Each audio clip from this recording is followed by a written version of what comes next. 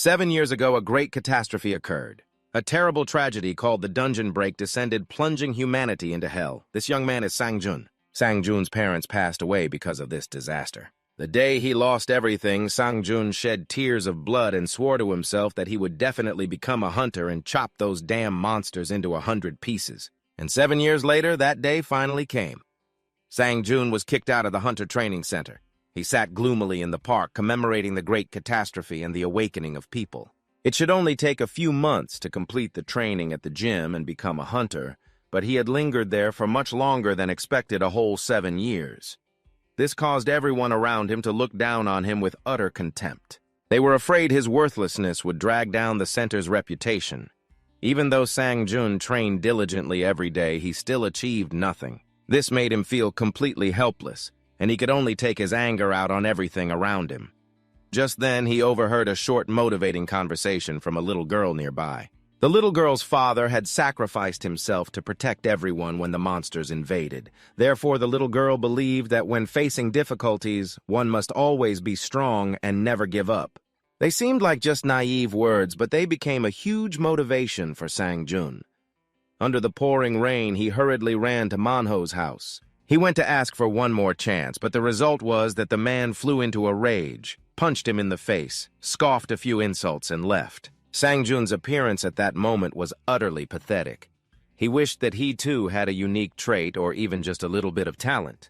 It seemed as if Sang Jun had given up.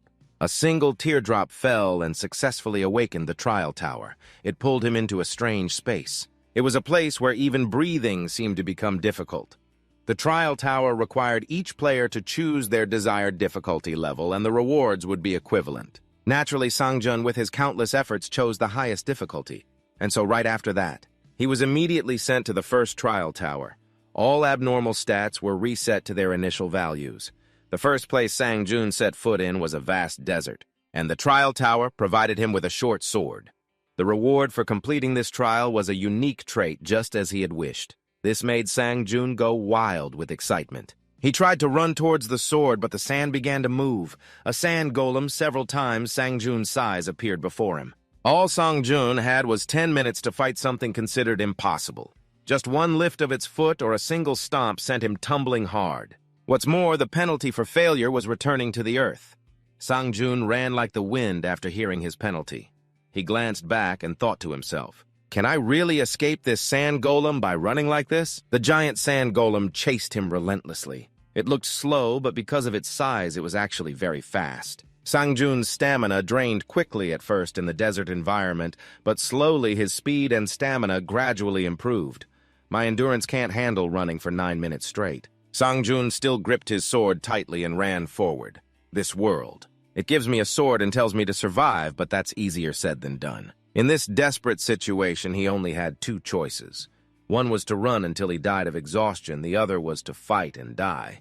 Sang Jun thought anxiously, "Damn it, how can I possibly beat that thing?" He remembered the people who mocked him. Pathetic bastard. He's so stupid he doesn't even know his place. His hatred boiled up again. Damn it. "You're nothing in this world." Sang Jun gritted his teeth in anger. "Am I just going to try to run away and die a pathetic death?" He let out a loud shout and turned back to face it head-on. Sang Jun's sweat poured down. He glanced at it and thought to himself, after 7 years of trying to become a hunter when it comes to theory, I can confidently say that I know more than most hunters. If I just keep running, it'll be useless. At the very least, I have to find another way to survive. Sang Jun identified its weak point. Sand golem-type monsters will stop moving if I can destroy their energy core, but their bodies are too tough to get to it, plus their cores are usually in hard-to-reach places. If that's the case, Sang Jun came up with a bold plan and sped up, running quickly towards the sand dune ahead. Both he and the sand golem will fall down the sand dune. I just need to make the core easier to reach. Sang Jun did a flip, stabbing his sword into the ground to break his fall.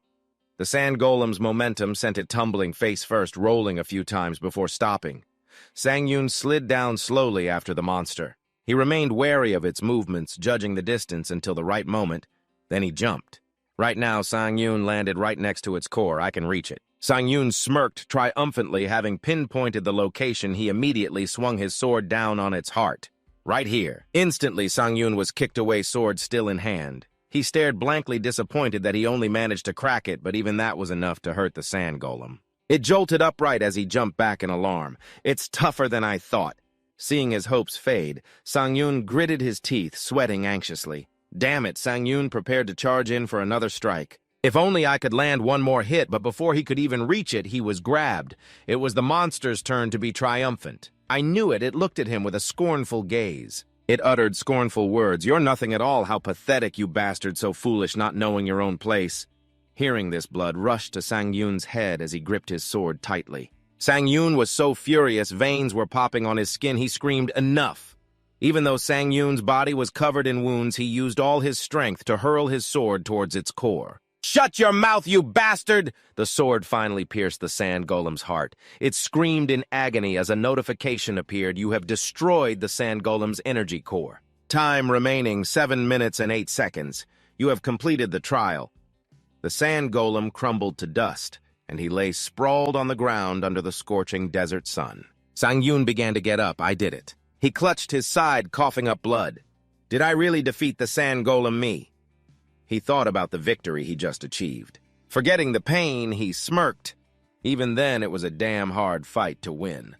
The system announced, "Congratulations, you have cleared the first floor of the Tower of Trials." He staggered to his feet. "I'm alive." Another notification appeared. "Reward for clearing the trial is unlocking a unique trait.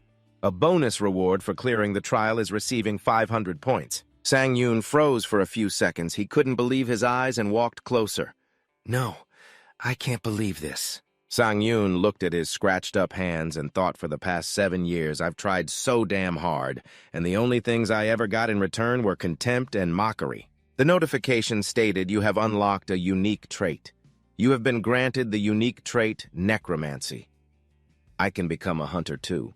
He felt a mix of joy and anxiety in his heart. However, all of this can only happen if I survive. Before he could finish his thought, something special started glowing in front of Sang Jun. His eyes widened in surprise. Sang Jun wondered, "What is this?" He moved closer to observe, and out of curiosity, Sang Jun reached out and touched it. A pile of black bones appeared where the sand golem had died. The system displayed a prompt for your unique trait. "Necromancy F has been activated.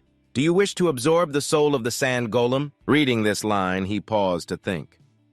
Absorb soul. This black mist of bones is my unique trait. Do you wish to absorb the soul of the sand golem, yes or no? Before Sang Jun could finish thinking, the black smoke from the sand golem's soul flew towards him. Before Sang Jun could even react, a notification appeared. "You have absorbed the soul of the sand golem. Your proficiency has increased by 7%. He was utterly bewildered, not understanding what just happened. Suddenly, a red flame emerged from Sang Jun's chest, scaring the life out of him. Then it slowly sank back inside. The system showed number of souls 1 out of 5. The soul flame began to merge with him. I can feel the soul. That means I can contain souls if I continue to absorb more? Sang Jun closed his eyes, sensing the new power. If I try to do it like this? A system guide explains that you can permanently increase your stats by absorbing the stats of collected souls. Strength increased by 3, stamina increased by 2. Sang Jun was surprised he could feel it. It felt like energy was overflowing throughout his body. Sang Jun went from one surprise to another. My stats actually went up. All my training day and night was nothing compared to absorbing this soul. I couldn't raise my stats for 7 years, and now I finally can. A system message indicated a new skill. Necromancy proficiency at 7%. Basically, you can absorb the souls of the dead and use them as you wish. Sang Jun joyfully thought to himself, if I return with this skill, I can become a hunter. A black portal appeared in front of him. The system announced, "Please move to the waiting room." Sang Jun hesitated for a long moment before stepping towards the portal. I guess I have no other choice right now. As Sang Jun stepped through to the other side, he immediately collapsed. Sang Jun's wounds were so severe he didn't know if he could go on. Damn it, my wounds are worse than I thought. Suddenly, a stream of green energy radiated from Sang Jun's body, and his wounds quickly vanished. Sang Jun stared in shock at his body. All his wounds had been healed. Not wanting to bother with anything else, he just wanted to rest and recover, so he walked to the bed in front of him. So my body recovers after the trial is over, huh? I was bleeding so much, but I'll just forget about it for now. How could they put just one bed in a room this ridiculously large? However, Sang Jun couldn't get to sleep. All sorts of thoughts raced through his mind.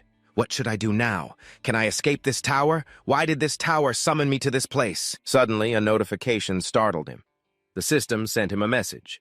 You can use the following 5 commands: information, storage, community, inventory, and trial. Saying the command will activate the function. Hearing this, Sang Jun wondered to himself, 5 commands. He slapped his cheeks to snap out of it and motivated himself. Okay. Let's focus on survival for now.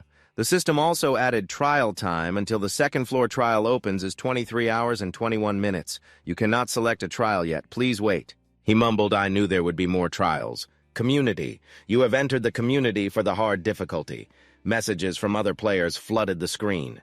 Can anyone explain what is happening? Hey everyone, my stats and skills have reset to before I awakened. What should I do now? You think you're the only one affected. My stats also reverted to how they were before I awakened. He read through the messages and let out an "Oh." So this is the community. Sang Jun pondered as he read everyone's messages. Everyone in the chat is confused, and it seems like people who aren't even hunters got dragged into this as well. Suddenly, an administrator entered. All of the messages were deleted, huh? Administrator 30 has joined. Chat has been disabled. Sang Jun was startled. An administrator? They blocked all the messages, leaving only their announcement. We have important information to share with those who have passed the trial. Seeing the word important, he quickly tried to memorize it. Important information. I don't know how to get back. I need to remember all of this information. Focus now. An announcement came from the administrator. We will teach you how to use the points you receive during the trials. These points are used as currency in the Tower of Trials. The simplest way is to use them in the shop. Inside the Tower of Trials, you cannot drink even a single drop of water. If you do not have points, and points can only be obtained through the trials. He was stunned when he read this. Points can only be earned in the trials. In other words, I need to do whatever it takes to get used to the tower's rules. Not being able to drink water without points means that to get points, I'm forced to enter the trials. After they finished speaking, they reopened the chat channel. That is all we wish to announce. Administrator 30 has left. The chat has been unlocked. Sang Jun covered his face and gritted his teeth. I thought I could become a hunter if I returned. He looked at his sword. Just as Sang Jun was about to give up, he suddenly remembered there wasn't much he could do. With only a single longsword, Sang Jun bought himself a wooden shield from the shop. He trained relentlessly, the administrator's announcement still ringing in his head. All hunters lose their stats when they enter the tower, but it seems easier for them to relearn the skills they previously used. Sang Jun trained until he was drenched in sweat. That's why I can't forget we don't share the same starting line. If I don't train, there's no way I can catch up to them. He trained until he was exhausted, then collapsed onto the floor. That blue light appeared around him again, restoring his stamina completely. He stood up, rolling his shoulders a few times. Perfect. Thanks to the waiting room's recovery ability, I can train much more easily. I can easily train more for the next trial. As he was warming up, his stomach growled, killing the mood.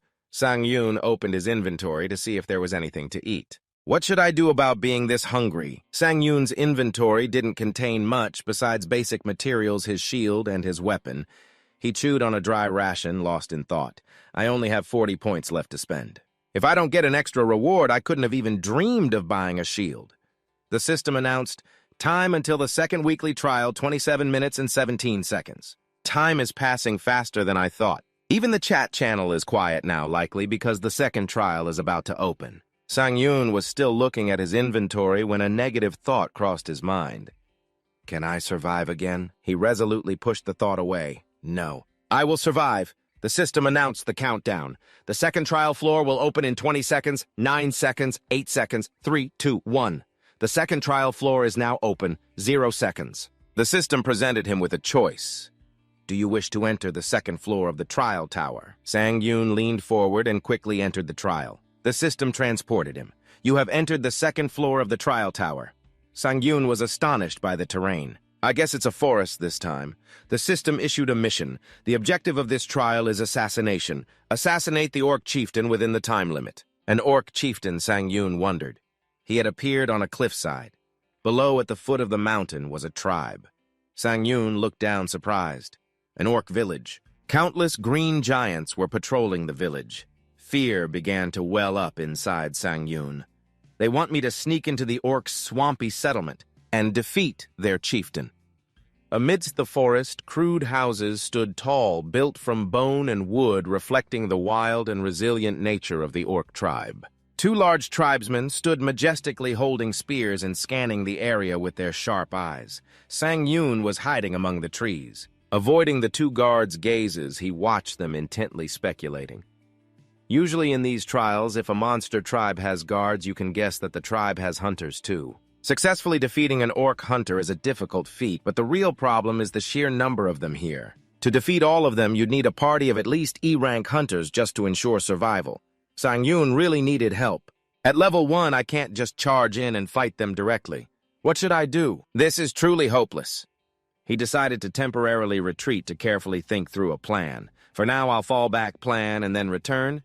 But then an idea suddenly struck him. An interesting and useful idea just came to me.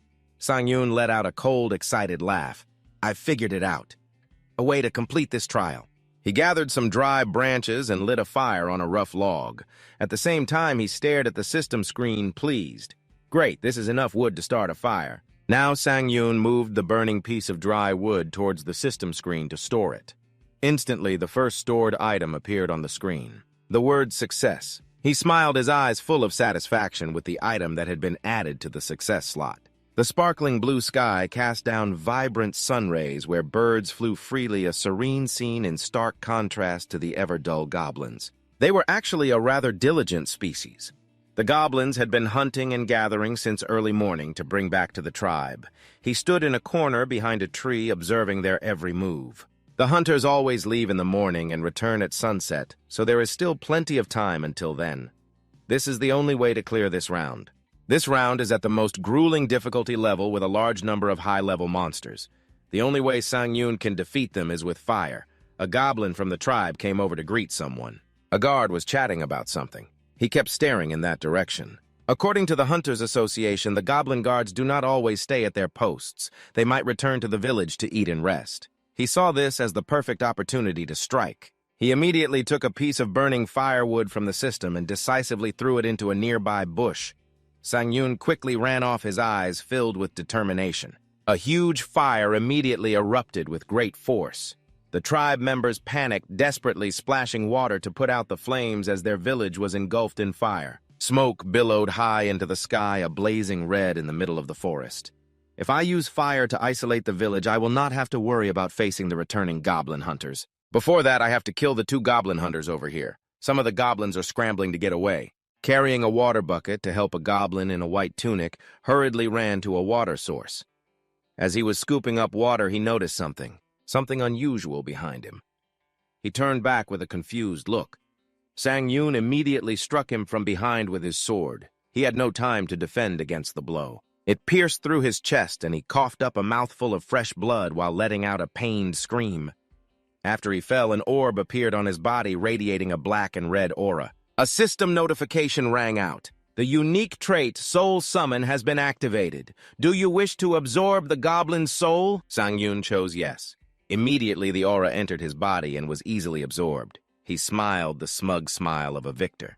That is right. This is how it should be.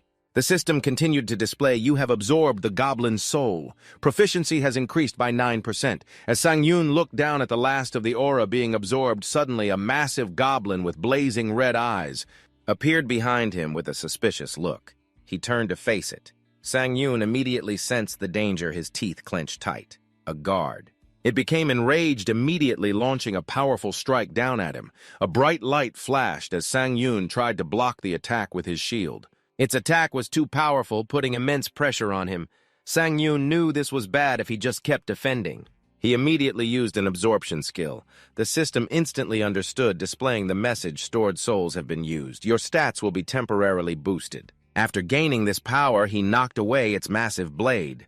A blue aura from the system's power boost appeared around him, and Sang Jun's eyes blazed. He flew straight forward, attacking it head-on. Night had fallen, and the village fire still burned unquenched. Meanwhile, he had easily taken down his foe. The system immediately displayed rapid recovery skill has been regenerated. At the same time, he absorbed its soul. He let out a silent sigh of relief after a tough fight with a goblin. This thing was huge. Just one small mistake, and I would have been in serious trouble. Your stats will be temporarily boosted. Sang Jun stared in surprise at the system panel. Stamina increased by 4. That guard even increased my stamina. Strength increased by 2, agility by 3. Excellent, at this rate. Then the risk of fighting those guards would be lower. It was time for Sang Jun to show himself. He coldly emerged from the sea of fire, slowly approaching the tribe where the goblins lived. The goblins were stunned by his appearance, but they didn't forget to make threats, chattering in their own language as if facing an enemy.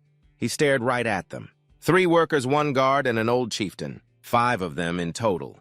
Sang Jun calculated that if he could just watch out for the guards, defeating the chieftain would be no problem. Chieftain Ott gave a signal, and his underlings charged forward to eliminate him. Sang Jun wasn't scared in the slightest. He could fight them alone. Thanks to absorbing the guards' power, these workers were no longer a threat.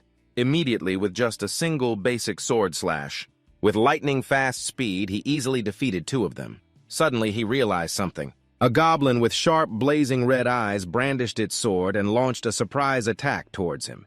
It had replaced the other one to fight, aiming a strike at his left side. Sang Jun raised his shield just in time to block the unexpected blow. He winced from the immense power it generated. At the same time, he also realized, the guards have separated from the chieftain. It seems they're no longer protecting him. That means the only obstacles left are these guards. Sang Jun quickly jumped back to dodge its blow. He prepared a counter-attacking stance, his eyes sharp as he drew back his sword, gathering power. He then lunged forward, thrusting his sword straight through its stomach. The creature immediately spat out a mouthful of blood, screaming in pain. Chieftain Ott watched as his minion was easily defeated. In a panic, he then summoned a fireball. Sang Jun, having successfully defeated his foe, pulled out his sword. The fight had taken a lot of his strength, and he panted, trying to regulate his breathing. While he was still recovering, the chieftain had gathered a large fireball and immediately launched it at him. Sang Jun looked at the blinding light in front of him. His eyes wide with shock and panic, the chieftain thrust out his hand, directing the fireball to attack Sang Jun. Sang Jun managed to raise his shield in time, but the pressure from the fireball was immense. It made him grit his teeth and scream as he struggled to resist. Chieftain Ott smiled smugly, seeing that he could barely withstand the attack. But after the thick smoke cleared away, Sang Jun's figure was still standing there firm. He was completely unharmed. The chieftain looked on in horror, unable to believe it. The system chimed with a notification.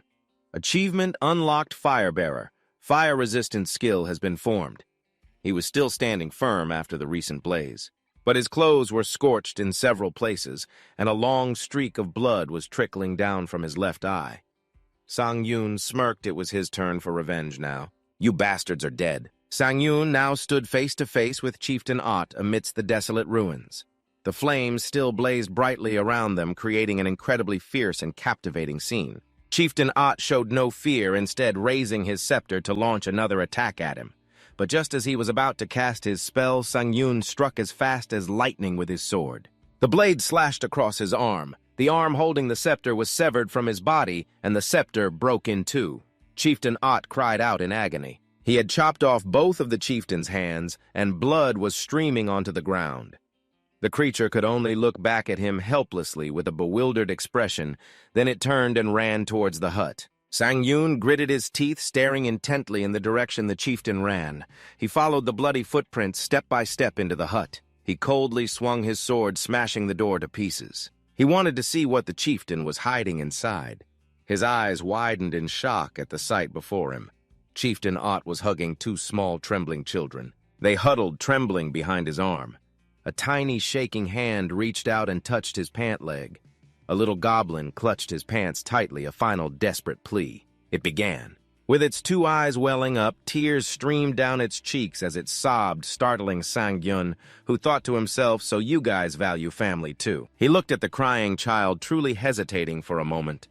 Suddenly he remembered his own dark past, a desperate voice screaming, urging him on. Sang Jun, run quickly. You will survive. That was a happy photograph of a family of 3, but it was quickly shattered, broken, and bloodied in a single nightmarish night.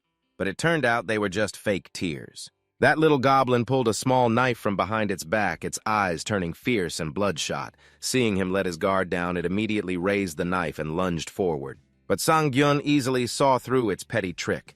He used the hilt of his sword to strike it straight on the head, saying, "How foolish." It immediately fell, crying out in pain, with a bloody nose, a dent forming on its head from his sword hilt. He laughed coldly. Even if I were to become the Orc Demon Tribe's chieftain. Seeing its child injured it, and another little goblin immediately rushed forward to take revenge and attack him. Sang Jun's gaze sharpened as he prepared to counterattack. I won't let them get away with this so easily. I would still wipe out all of you monsters. The system panel chimed with a notification. Congratulations, you have completed Part 2 of the Trial Tower after fighting the monsters. High-ranking members of the Orc tribe. His shield was also scratched and had degraded significantly. I can't use this shield anymore. Thanks to you, I'm still alive. Sang Jun continuously tapped on the system screen, looking up information. That was a really close call this time. He looked at the numbers on the panel curiously. Half of the members are dead. That's intense. Suddenly his expression changed, his eyes widening as he discovered something unusual. A message that caught his attention appeared on the chat channel. Kim Seung-hoon, look at that guy, he wiped out half the members. Hyun Seok-jin, I used a question ticket to find a way to return to Earth. He stared at the message in astonishment. There's a way to return to Earth. Suddenly he remembered the bustling real world outside with everyone happily enjoying their lives. Sang Jun processed the information, one of the 5 commands that could be used in the trial tower. Immediately, the screen displayed a prompt. Please write your question. The question has been sent. The administrator will send the answer. Upon reaching a new floor, you will receive 1 question ticket. He decided to take a chance. I can use my question ticket for that. By sharing the information learned from question tickets, the chat room has become a place for sharing discoveries. Skipping the minor details, the main point is this. Upon completing the 5th floor, a temporary return stone will be available for purchase, which you can use to go back to Earth for a few days. There was also information that after clearing the 7th floor, there would be a large-scale system expansion, and an item for permanent return to Earth would be for sale. Sang Jun began to ponder. If I return to Earth with my current abilities and performance, I could become an A-rank hunter. The system chimed again with a notification, the Necromancy trait. Basic effect, you can absorb soul power and use it at will. Additional effect 1, you can permanently increase stats. He clutched his head, his mind racing. If I had this ability on Earth, that would be a huge score. I want to go to Earth. He fell back into thought. I've only just completed the 2nd floor. It's a long way to the 8th floor. He comforted himself. Let's be positive. My stats used to be blank. Now they're at an average level and are increasing up to 20. The system panel displayed some of his personal information stats. Han Sang-yoon, strength 18, durability 15. Sang-yoon decisively threw his slightly scorched and tattered jacket to the ground. He began to absorb the souls. Streams of black and red energy gathered and glowed in front of his chest. I risked my life to get these 5 souls. I'll absorb them first. Immediately, his personal stats increased. Han Sang-yoon, strength 27, durability 25. Agility 33, he himself could feel that immense power. I'm overflowing with power. Sang Jun immediately dashed forward to test it out. He could clearly feel this was what he had heard of, a world beyond human limits. Sang Jun started to become more fascinated with this absorbed power. He laughed excitedly and continued to test his speed inside a cube he had created. He was so excited, jumping around continuously, that he almost crashed into the wall, unable to brake in time. Seeing that things weren't looking good, Sang Jun immediately cried out, but it was too late. He slammed straight into the wall, creating an impact that sent dust flying everywhere. His silhouette was clearly imprinted on the wall. Then he lay flat on his back on the ground. Although his face was injured, Sang Jun felt extremely excited and joyful, wiping the blood from his nose and laughing to himself because of the sudden increase. My body couldn't handle it. Then he called up the system shop. He started using money to buy items for combat. You have purchased the Great Tree Shield. Great Tree Shield D-, created by a dark mage from a large dead tree. When its durability decreases, a special effect will be activated. Sang Jun continued to buy an inventory bag. Adding the equipment rewarded from last time would be perfect. Black Steel Dagger E+, made from black steel that has absorbed dark magic. Assassin's Robe D rank. Magical effect movement speed will increase for 1 minute. The cooldown is 24 hours. Finally, his shopping was done. He was now fully equipped with brand new gear. Sang Jun let out a sigh of relief and began to familiarize himself with the new equipment to continue his journey of conquest. I'll get used to all the equipment and stats before the next trial. He jumped and dashed forward, testing a few sword swings. He gripped the sword in his hand full of determination and... I will become so strong that no one can even get near me. After finishing his training, Sang Jun proceeded to the 3rd floor. The place he arrived at had stalactites as sharp as daggers. It was cold and dark. The teleportation circle had brought him here for the next mission. The system announcement rang out. You have entered the 3rd floor of the Tower of Trials. Tower of Trials, difficulty selected, hard. The theme of this trial is duel. He stared ahead at the source of a white light. He looked up, guessing to himself a cave. Suddenly, the system issued a warning. In 10 seconds, the Shadow Guardian will enter. Time didn't allow him to hesitate. It ticked down continuously. Time remaining 5 seconds. Sang Jun got into a ready stance to attack. It could enter from any direction, just like that golem. Get ready. The system's countdown rang out. 3 seconds, 1 second. The Shadow Guardian is entering. He remained on high alert, ready to fight at any moment. But he didn't know that a doppelganger was hiding right in his shadow. Suddenly, he sensed something. Immediately, that shadow launched a surprise attack on him. The doppelganger smiled challengingly. Caught off guard, he was hit, which made him start to feel worried. At the same time, his mission appeared: defeat the Shadow Guardian doppelganger. Sang Jun turned back his bright blue eyes, showing fury. He immediately launched a side kick towards the doppelganger, but it quickly dodged, jumping backwards. In the gloomy cold cave, a tense battle unfolded between Sang Jun and the doppelganger. It stuck out its long tongue with a provocative expression. As for him, he seemed a bit tired, with sweat dripping down his cheeks. The system immediately announced, "You have activated the rapid recovery skill." The wound the doppelganger inflicted on his side was quickly healed. He thought to himself, if I hadn't dodged in time just now, it would have sliced right through my spine. He stared at it curiously. Wait a minute. That stance is... He noticed the doppelganger's strange actions. Suddenly, it drew a sword and a shield. He realized the problem. That bastard. Is it copying me? As expected, that thing was mimicking his every action, gesture, and stance. He was already in too deep to back out now. He decided to risk it. The only way to find out is to fight. Then he dashed forward to attack the doppelganger. He gracefully slid past it, but the doppelganger glanced back, astonished by his dizzying speed. Instantly, a spray of blood flew through the air. He had successfully slashed across its body. Blood from the doppelganger's body streamed down to the ground. Sang Jun stared in shock at its body. Sure enough, the doppelganger was healing itself, the gash across its torso gradually mending. It glared at him with blazing red eyes, teeth clenched in resentment. Sang Jun sneered. So it can use a healing skill. Then it was the doppelganger's turn to counterattack. It dashed toward him, catching him by surprise, and then perfectly mimicked what he had just done. Sang Jun braced himself to counter, thinking, I knew it, this monster is copying me. He then delivered a straight kick to its side and leaped up, preparing to attack, thinking if that's the case. I can use the weaknesses in my own swordsmanship to defeat it. Sang Jun continuously unleashed a flurry of attacks on the doppelganger, thinking as he fought, that's right, just like this. Suddenly, its sword pointed straight at him, making him jump in shock.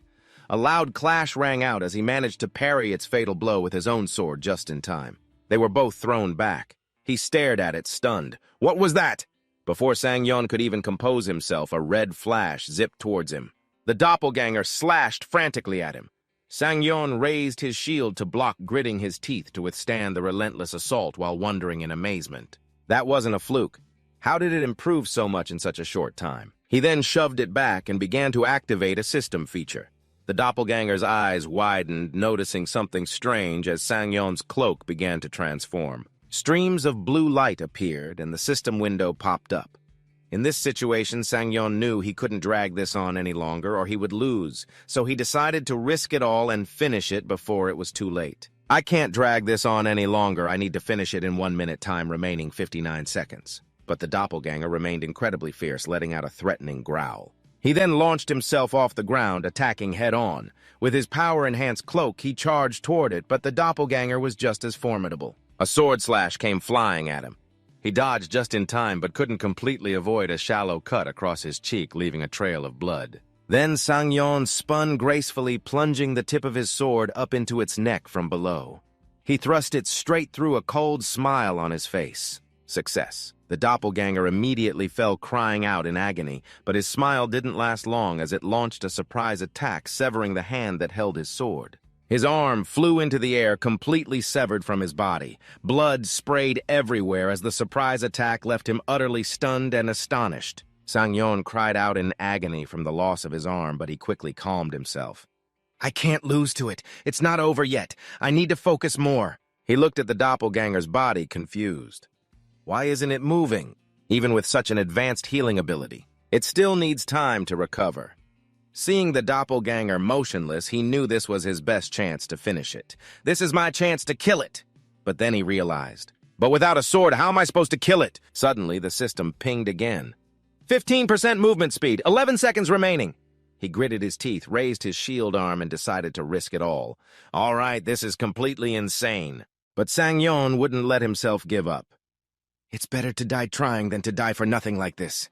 With a determined shout, he charged toward the motionless creature. The doppelganger sensed the danger, confused by his actions. Sang Jun charged like a madman toward it. It was also full of fight, sticking out its sharp tongue and raising its sword to attack. Sang Jun continued to shout, his eyes unwavering. He flew forward with only his shield arm and rammed the shield straight into the doppelganger. Unable to dodge in time, it was slammed into the cliff face before crashing to the ground. Its body was completely shattered, its form starting to corrupt. It let out an agonized growl as the light faded from its eyes, black blood trickling from its mouth up toward its forehead. His body trembled violently as Sang Jun raised the blood-soaked shield, preparing to finish him off before he could regenerate.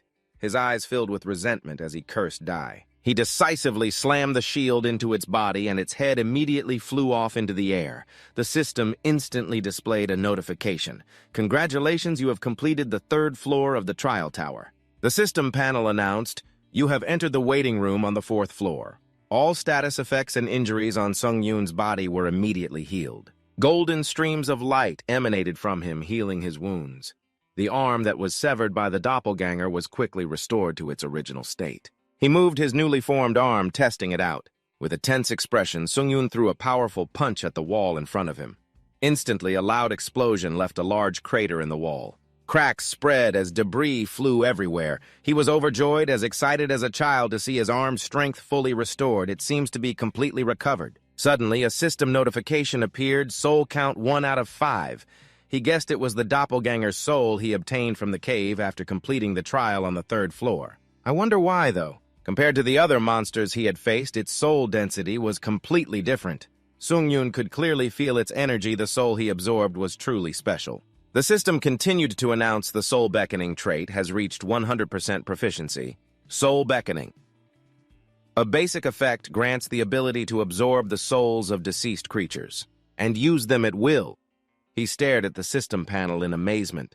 I can absorb their skills. As another notification panel appeared, he vaguely sensed something. It's just like how I obtained rapid regeneration after being on the brink of death. Sang Jun remembered his fight with the OT tribe's monster.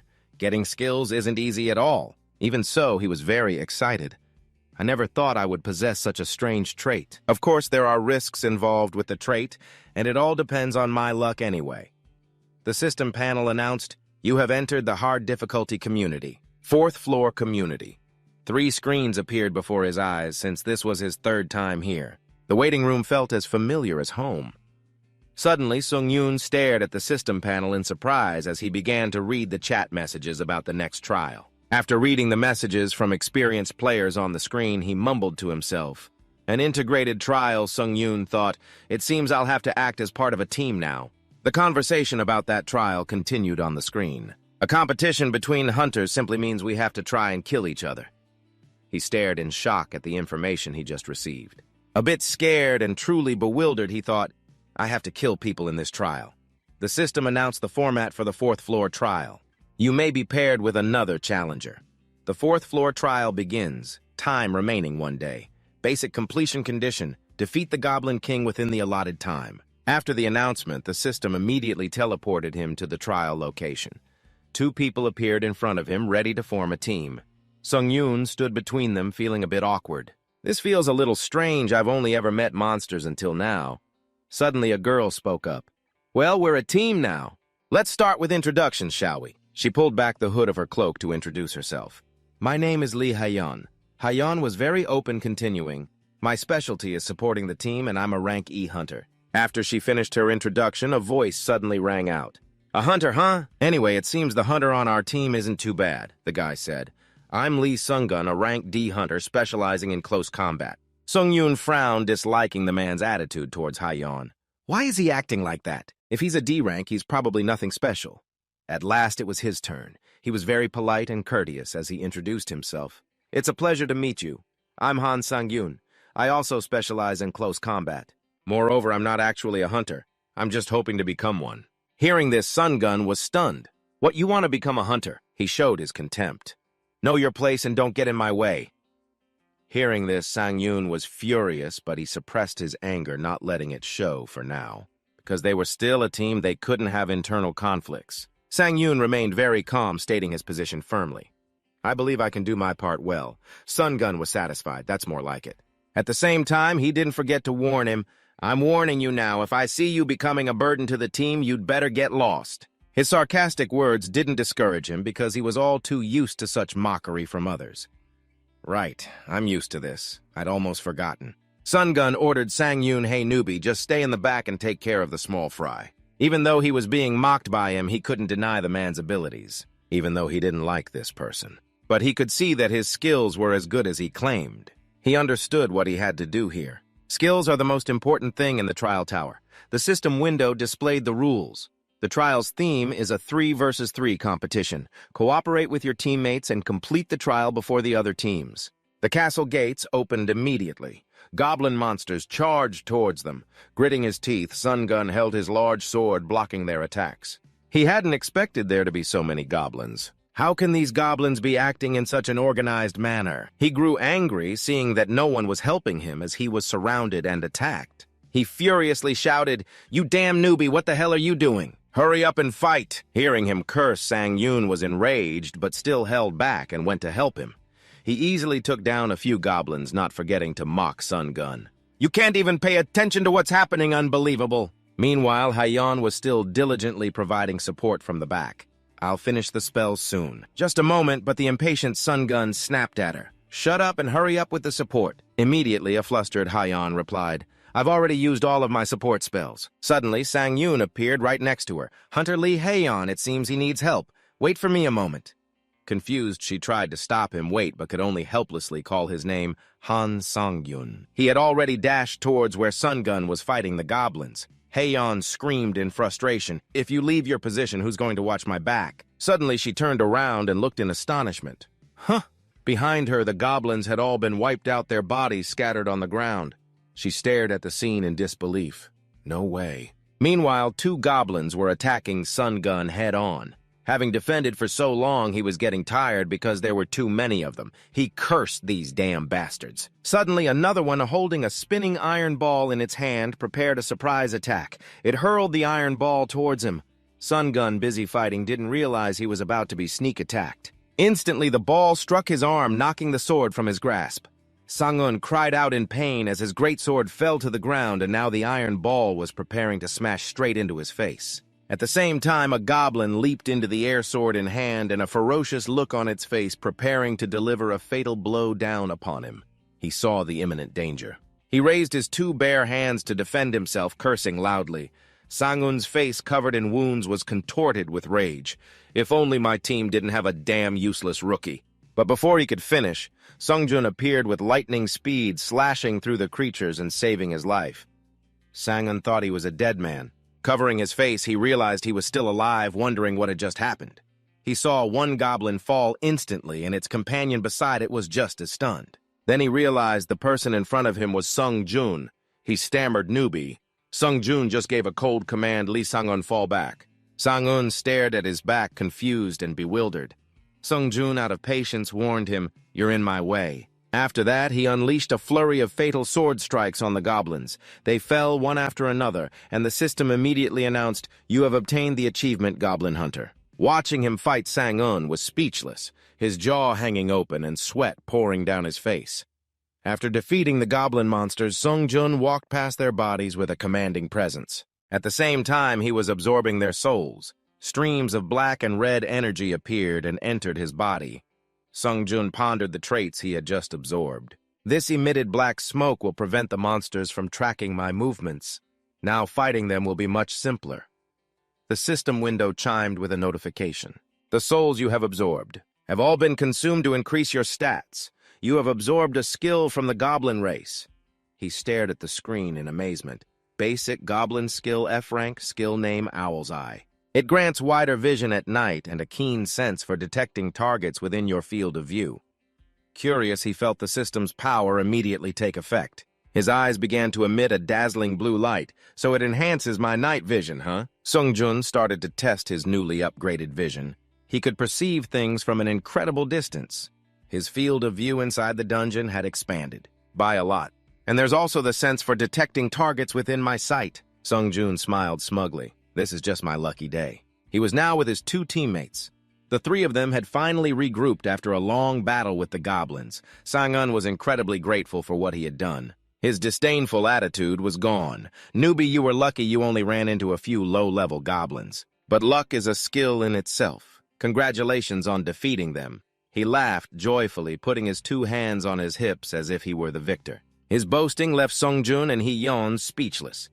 Then Sang Jun pulled up the hood of his black cloak and announced, "Thanks, I'll take the lead from this point forward. If there's any danger, I'll let you two know." His sharp gaze made his stance clear. "Do either of you have any objections?" Sang Jun's brow furrowed slightly in thought at his declaration. In the end, he had no choice but to agree. "Fine, but if I'm not leading, what am I supposed to do?" Sang Jun immediately gave him his task. "Your job is to stay in the rear, keep watch, and protect Miss Lee Hee-yeon." Then he turned to Hee-yeon and ordered, "You'll stay in the middle of the formation from now on. Keep a sharp eye on our two flanks and report anything to me."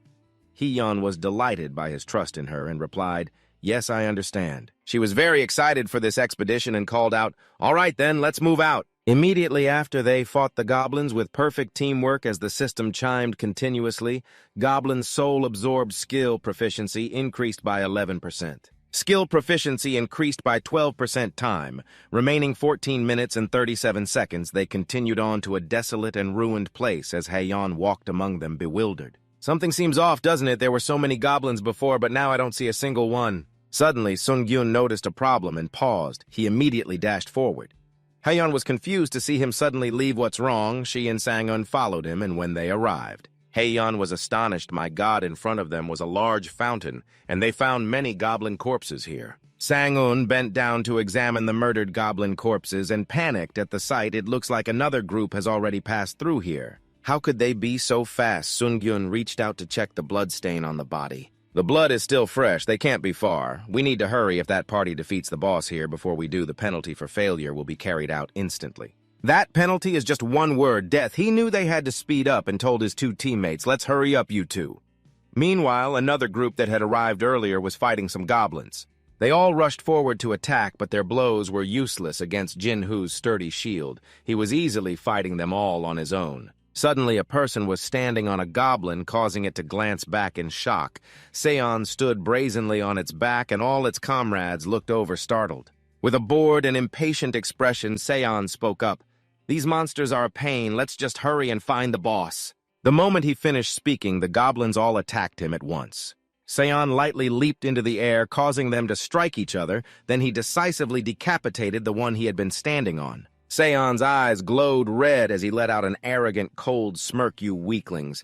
Then he easily defeated all of them with just two swords in his hands. Jin-hoo watched Seon take them down so easily. Filled with admiration, Jin-hoo said, "Wow, Seon, you're amazing." Sang Jun beside him smiled. "Thank you so much," but Seon was arrogant and belittled them. "You two are useless. Especially you, Jin-hoo. Why can't you do a single damn thing?" A flustered Jin-hoo just gave an awkward laugh. "Yes, it's all thanks to you." Seeing his scolding had no effect, Seon felt helpless. "Forget it, yelling at you two is a waste of breath. Open the door so we can fight the boss." Seon stood to the side, urging Jin-hoo hurry up and open the door. Jin-hoo replied yes, just a moment, but he looked around curiously, wondering if there were any monsters left. Then, after he turned away in a dark corner out of Seon's sight, he wore a resentful expression, cursing inwardly, "You bastard." Immediately, the system announced, "Your party has met the conditions to unlock the boss room. The entire party may now enter the palace to face the Goblin chieftain. The Goblin chieftain will not appear if there are 2 or more parties in its area. Parties within this restricted zone also cannot escape until the Goblin chieftain has been defeated." A red cube formed and enveloped the castle. At that moment, Sion smirked in surprise. What two parties suddenly Sang-un noticed something and shouted, "Hey, look over there!" In front of them, Sun-gyun, Sang-un, and Haeyeon were approaching. Sun-gyun was in the lead. Staring intently at them, Sion was not pleased by the arrival of these three. So there were other bastards here too, huh? Sun-gyun didn't care how that guy judged them. He just wanted to complete the mission quickly and spoke. "They look quite strong, especially their leader. I'll go first." Then he ordered Haeyeon, "Stay behind me. Cast agility and recovery spells on me, Mr. Lee Sang-un. You protect her carefully and don't let them get near." Haeyeon replied, "I understand." Then Sun-gyun didn't forget to add, "They took down those goblins so quickly, so we can't underestimate them." He instructed his two teammates, "I'm going in first. You two be ready to support me and watch your energy level so you don't run out when it counts." Haeyeon immediately cast the spell Footsteps of the Wind while nodding, "I understand." The system chimed with another notification.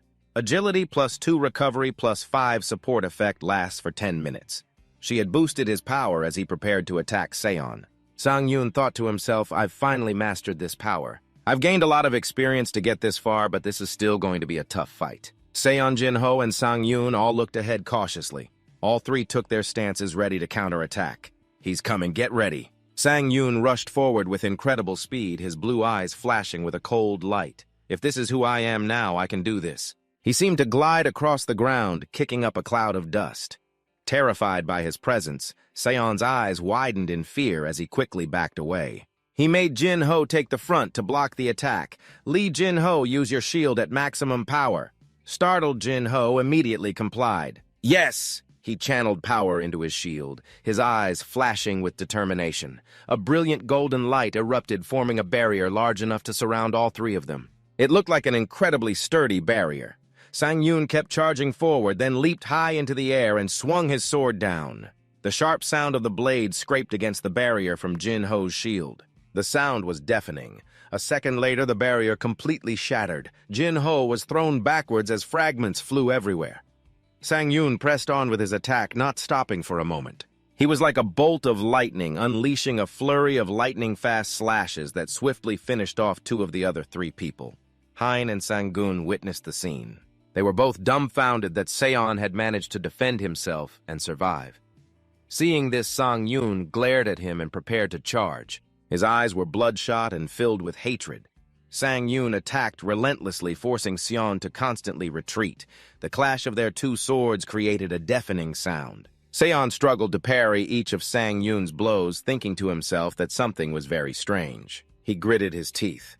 "My skills are definitely more refined, but he's using strange stances to block my attacks." Meanwhile, Sang-Yun decided to use more power. He dashed directly behind Seon before he could even react. Sang-Yun swung his sword down. "It's over." A loud clang rang out. Somehow Seon had blocked the strike. Sang-Yun was completely astonished, his face a mask of disbelief. His body froze for a moment. Seon gritted his teeth and glared at him with bloodshot eyes. Sang-Yun immediately realized something. "It's his eyes. He can see the path of my sword." Seon immediately jumped back to create some distance. A second later, a shield flew towards him, catching him off guard. The shield was deliberately thrown by Sang-gun. My vision. Seizing the opportunity, Sang-Yun shot forward like an arrow. He slashed straight into Seon. Blood spurted out immediately as he coughed, still managing to spit out a few curses. "You goddamn bastard!" Sang-Yun's system immediately displayed a message. "Congratulations, you have completed a special mission. A supplementary reward will be given for the 4th floor trial." Hein and Sang-gun walked over to him. The area suddenly became strangely quiet. Sang-Yun's sword hand was trembling uncontrollably, and Hein noticed it in her thoughts. She wondered, is he shaking? She hesitated before asking Sang-Yun, "Excuse me, are you okay?" He just replied in a low voice, "I'm fine." Hein watched him, her surprise evident. He must be in shock after killing someone. I thought he was so tough and cold. A moment later, Sang-Yun turned to her and Sang-gun and said, "I'm going to fight the boss right now. Is that okay with everyone?" The man replied with a serious face. "I'm fine with it." Hein felt the same way. "Me too."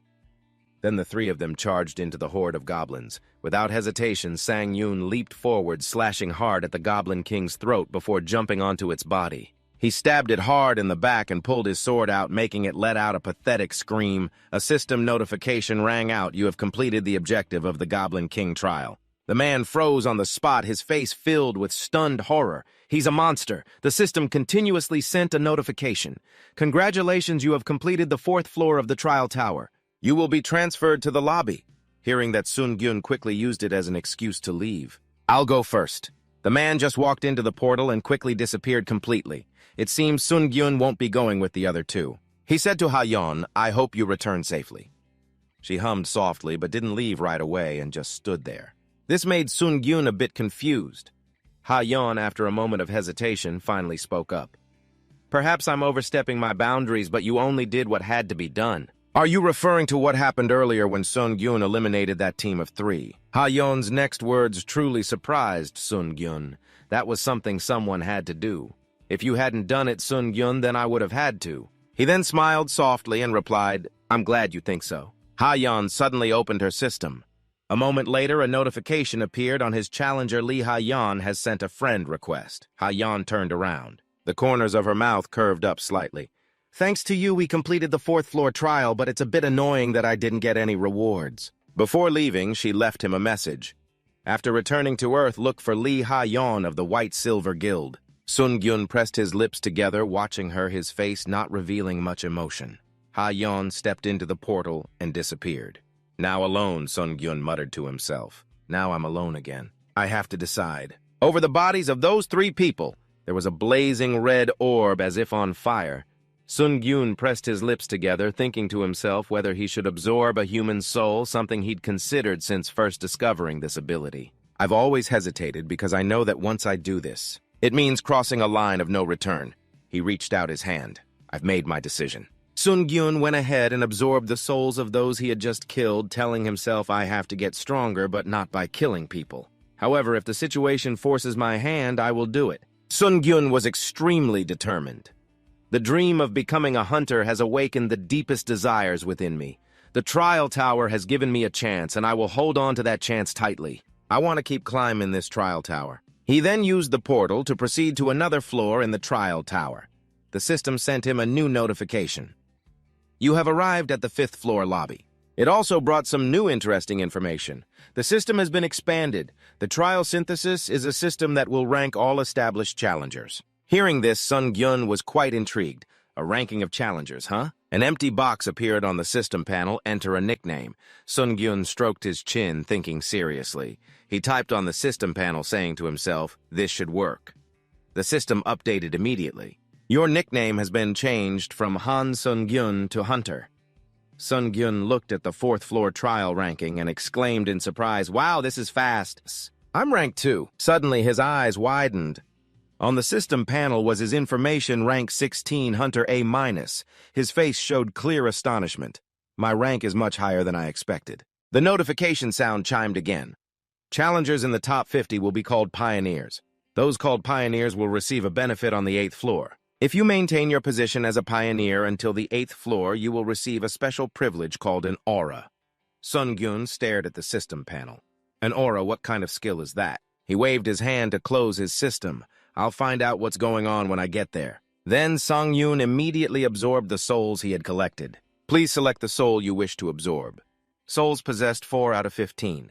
Player Lee Seon, player Lee Jin-woo, player M. Sang Jun, the Goblin King. The power in his body surged. The corners of his mouth curled into a smile. Now I really feel like I've surpassed human limits. At that same moment, Sang Jun used some gold coins to buy an item. You have purchased 1 F+ return stone.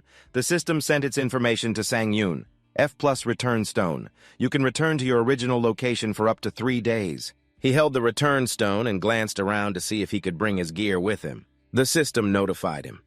You have used the return stone. You will now return to Earth. Sang Jun gripped it tightly and smiled confidently. I'm going back to Earth. The system has received Sang Jun's request. The wish of challenger Han Sang Jun has been granted. You have absorbed the return stone and are now returning. He felt as if he were being sucked into a large spatial rift, his face showing clear panic. A moment later, everything returned to normal as a system notification sounded. Challenger Han Sang Jun has returned to his residence. In 3 days, you will return to the Tower of Trials. The surrounding scene was now Sang Jun's bedroom on Earth. Lying on the bed, he slowly opened his eyes, his face a little dazed. Sang Jun stared up at the ceiling. Then he pushed himself up slowly, his eyes scanning the room. Looking at the papers taped to the wall, he thought, I'm really back. This was a moment he would never forget. I'm back! He flopped onto the bed with a thud. First things first, sleep. Compared to the bed in the waiting room, this is true paradise. However, his unwashed body gave off a horrendous smell. Sang Jun was forced to bolt upright. That stench. I need to shower first. Suddenly, he felt like he had stepped on something. Under his foot was his shield and sword from the other world. Sang Jun picked up his two weapons, his face lighting up with excitement. I just tried it for fun, but I can't believe you can bring items from the Tower of Trials back to Earth. This means the other challengers can do it too, he muttered to himself. I have to move quickly. The more people that return to Earth, the more items will become available, and the pockets of item hunters will get deeper. Sang Jun stared intently at the sword and shield in his hands. I have to sell these as soon as possible, but the only problem is, only those with a hunter certificate can sell items. He suddenly noticed the papers taped to the wall. Normally, I'd have to register for the hunter certification exam and take the test during my next return to Earth. Sang Jun picked up his phone. Looking at the screen, he sighed to himself. This is going to be a busy one. Meanwhile, at the Hunter Training Center, the hunters were training diligently. MANHWA stood on an upper floor looking down at them as if supervising. His phone sitting on the table suddenly buzzed. MANHWA picked up the phone and answered. Hello, this is Huang MANHWA, director of the Baek Ryan Hunter Training Center speaking. The caller was Sang Jun. It's Sang Jun. You still remember me, right? Director, you remember me, don't you? Director Huang? He tilted his head slightly as if trying to recall, then answered. Of course I remember you. If you want a refund on your membership fee, just do it online. You don't need to call me directly. Sang Jun quickly responded from the other end of the line. No refund is necessary. MANHWA was a bit surprised to hear that and asked again to confirm, are you serious? Just think it over carefully before you decide. Sang Jun answered bluntly, I've already thought it through. He immediately stated his condition to the man, however, I need your help with one thing. MANHWA let out a sigh and told him directly, if you want to increase your usage time at the center, I can't approve that request. But Sang Jun didn't request that at all. Help me pass the hunter test. Hearing this, MANHWA fell silent. He recalled Sang Jun's evaluation results sheet and said to him, have you forgotten your general test results and what your abilities are like? You're at F rank, the lowest possible rank on the scoring chart. He replied rather nonchalantly, I know. MANHWA continued, you also don't have any special traits or skills. So even if you ask... Sang Jun, seeming to lose patience, bluntly cut him off. So does that mean, even if I pay the membership fee, you still can't help? MANHWA hesitated for a moment before replying, if you're paying, then I have no reason to refuse. Sang Jun seemed to have already expected this answer. He smirked and said to the man, all right then. Then help me pass today's hunter test. After that, Sang Jun went to shower and wash off that horrible smell. He opened the bathroom door and hot steam billowed out. As he walked past a large mirror, he suddenly stopped. Sang Jun stared at his muscular physique in the mirror, his expression a little stunned. He then looked down at his own body and muttered to himself, my body has changed quite a bit. It's because of everything I've been through. He quickly put on a white shirt, but now is not the time for admiring myself. The hunter test is already scheduled. I need to get going. As soon as he stepped outside, Sang Jun saw the woman from the apartment next door. His gaze rested on her for a long moment. A normal life, something I'd forgotten long ago. Just seeing a neighbor is enough to make me feel at peace. Sang Jun had to walk past her, so he bowed his head and politely said hello. The neighbor turned to look at him, thinking to herself, looks like my neighbor is an older man trying to become a hunter. She politely replied out loud, hello. He continued straight ahead. With a slightly formal smile, he said, see you later. The neighbor's face flushed a little. Has he always been this tall? A moment later, Sang Jun was down in the building's lobby and out on the sidewalk hailing a cab. However, not a single car stopped. It's hard to catch a taxi today. He glanced around, seemingly deep in thought. The next second, Sang Jun launched himself forward. He took off at an incredible speed. Sang Jun felt a thrill of excitement. Running there isn't a bad idea, huh? He suddenly leaped high into the air, arriving in the blink of an eye. A moment later, Sang Jun was standing before the Hunter Association building. He calmly walked inside where MANHWA was already waiting for him. The two men stood opposite each other, their gazes locked.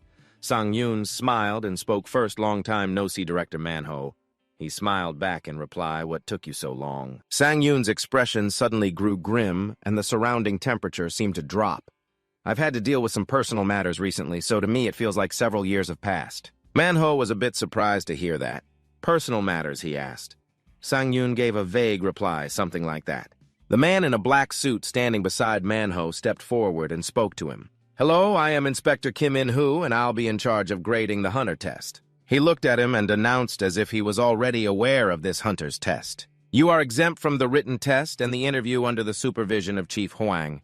Do you have any questions about the test procedure? Sang Jun immediately replied, no, I understand everything. After hearing that, In-hoo gestured inside very well. Then let's begin the test, please follow me, after which Sang Jun entered the testing room holding a long sword. MANHWA, standing outside, said to In-hoo Inspector Kim, just as I said, make the test as difficult as possible. He replied nonchalantly, you don't need to worry, I have prepared the toughest opponents. For a swordsman, In-hoo, observing from the outside, said to Sang Jun, if you are ready, please select the difficulty for the test. He pressed his lips together, looking straight ahead. You can choose the difficulty on a scale from level 1 to 10. He recalled his previous test. In the last test, he had chosen difficulty level 1. At that time, he had failed miserably and lost to a goblin. His hands trembled uncontrollably, his face revealing fear and cowardice because he was just a weakling this time. He was a completely different version of his former self. I choose. MANHWA, standing outside, smirked and muttered, of course he'll choose level 1. But Sang Jun, contrary to his expectations, stated firmly, I choose level 10, hearing that. He couldn't help but be startled and exclaimed what Sang Jun glanced back at him, his expression full of confidence and pride. MANHWA broke into a cold sweat, but he still looked down on Sang Jun as before. This crazy bastard! The system's familiar notification sound then rang out. The test will now begin. Defeat the Phoenix. Sang Jun's entire body froze for a moment. His movements were incredibly sluggish. The system immediately alerted him. Your movement speed has been reduced by 25% due to the predatory roar effect. The sword in his hand also had a rather large crack. MANHWA, standing outside, laughed to himself. There's no way he can pass this test, but just in case, I'll just break his weapon. A wicked glint flashed in his eyes. This is reality for those who don't know their place and like to show off inside the test room. The fire phoenix flew high above, radiating immense power. It let out an ear-splitting screech. The heat it radiated made the room increasingly hot, yet Sang Jun showed no signs of fear or worry. His two eyes flashed with a blue light. 5 years ago, MANHWA's name had appeared on the list of successful candidates. Passing the hunter certification, he was still very young back then. All those who received their certification cheered loudly with joy, and he was no exception. I passed. At that moment, I thought I was the best. After that, he started to fall behind, however. As time went on, the gap between him and his peers grew larger and larger. In the end, I gave up because I couldn't catch up. How long had he been stuck in place? In the world of hunters, talent is everything. I had to accept the truth and stop trying. MANHWA had found an excuse for himself. People often crumble before an unbreakable wall. He stood before the wall that blocked his path. Clenching his two hands, he thought to himself, it's not just me, everyone ends up like this. Back in the present, watching Sang Jun prepare to fight the Fire Phoenix, MANHWA seemed to be imposing his own twisted mindset onto him, and so Sang Jun in the testing room. Sang Jun's sword broke in two, just as he had wished you should give up too. Sang Jun looked at the broken blade, unable to hide his surprise. He backed away, keeping a certain distance from the Phoenix while thinking no matter how low grade this weapon is, it shouldn't have broken so easily. He immediately glanced outside. No way. MANHWA was standing above, looking extremely smug. He bared his teeth in a sinister grin. What are you going to do with that broken sword now? At that moment, the Fire Phoenix tilted its head back, preparing to launch an attack at Sang Jun. The very next second, it spat out a scorching fireball aimed straight at him. A glint of determination flashed in Sang Jun's eyes. This is going better than I thought. This is a great opportunity to test the skill I learned from the 4th floor trial. His gravity spiked. Sang Jun took one step forward, making the ground sink, and with an instant burst of speed, he leaped high into the air, dodging the Phoenix's fireball and suddenly clinging tightly to the ceiling. The action even startled the Phoenix, leaving it confused. He bared his teeth in a gleeful smile. The speed has increased quite a lot compared to when I was using the assassin's cloak, hasn't it? The Fire Phoenix prepared to strike again, but Sang Jun launched himself off the ceiling, hurtling straight towards it. His speed was so great the Phoenix couldn't react in time. He used the broken blade to stab straight into one of its eyes. The Fire Phoenix immediately lost its bearings, flying erratically through the air as blood spurted out. Sang Jun landed on the ground below. He looked up at the phoenix and muttered, "Just as I thought, that sword is too short to finish it." He then picked up a brick from the floor and Sang Jun got to his feet. He took a running start and powerfully threw the brick at the fire phoenix. It somehow split the creature's head in two. Before dying, it let out a pathetic shriek. The brick didn't stop there, but slammed straight into the wall behind where MANHWA and In-Hu were standing. Terrified and in disbelief, MANHWA yelled, "What the hell was that?" The fire phoenix grew cold and fell straight to the ground. The system immediately announced, "Congratulations, you have passed the test." Standing below, Sang Jun smiled, waved, and said to MANHWA, "Hey, is he all right? I didn't expect it to fly all the way up there." His gaze towards the man was full of triumph and provocation. After the test concluded, a cheerful staff member handed him a card. "Congratulations on becoming a hunter." Sang Jun took it and thanked her. The staff member added, "You have been registered with the Hunters Association. From now on, you are an official hunter." Sang Jun looked quite excited. "I can enter dungeons and sell items now, right?" She smiled and nodded, confirming, "That's right." Meanwhile, in MANHWA's office, the sound of a desk being slammed echoed as he lost his composure and demanded of In-Hu, "Inspector, explain what just happened." His voice was laced with indignation. "I told you to fail him within 10 seconds, not let him pass." In-Hu, sitting across from him, irritably loosened his tie. "Hilarious," he said flatly. "We did our best to accommodate your request. With Sang Jun's abilities, the difficulty was adjusted to make it impossible for him to pass." MANHWA, unwilling to accept this, tried to find a way to put Sang Jun down. "So what if we lower it even more?" In-Hu immediately replied, "That's impossible. Defeating the monster for the minimum D-rank test in just 10 seconds.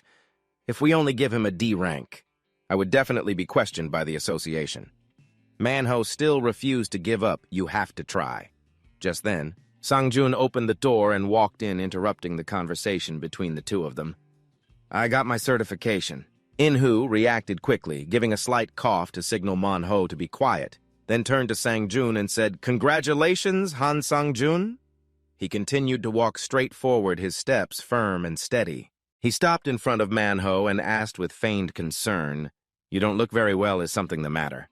The man forced a strained smile and replied, "Congratulations, or rather I should call you Hunter Han Sang Jun."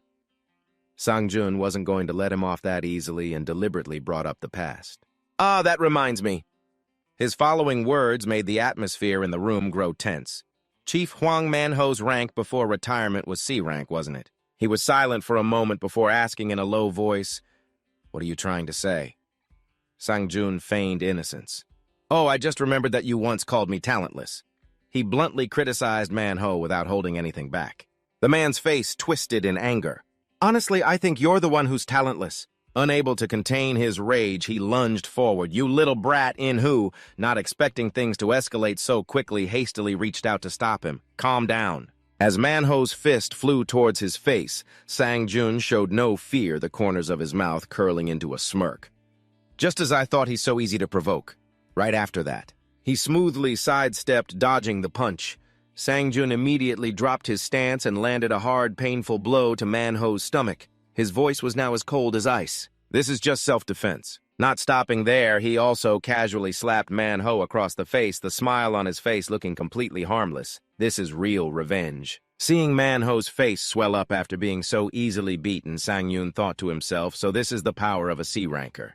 Soon night fell, and before returning, In-Hu had arranged a private meeting with Sang Jun. After a bit of conversation, he asked him doubtfully, "You want me to become an exclusive hunter for the association?" In-Hu nodded and replied, "That's right." Then he smiled and made an incredibly attractive offer. "The base salary is 1,000,000 won, and we can negotiate if you want more. You won't get a bad deal."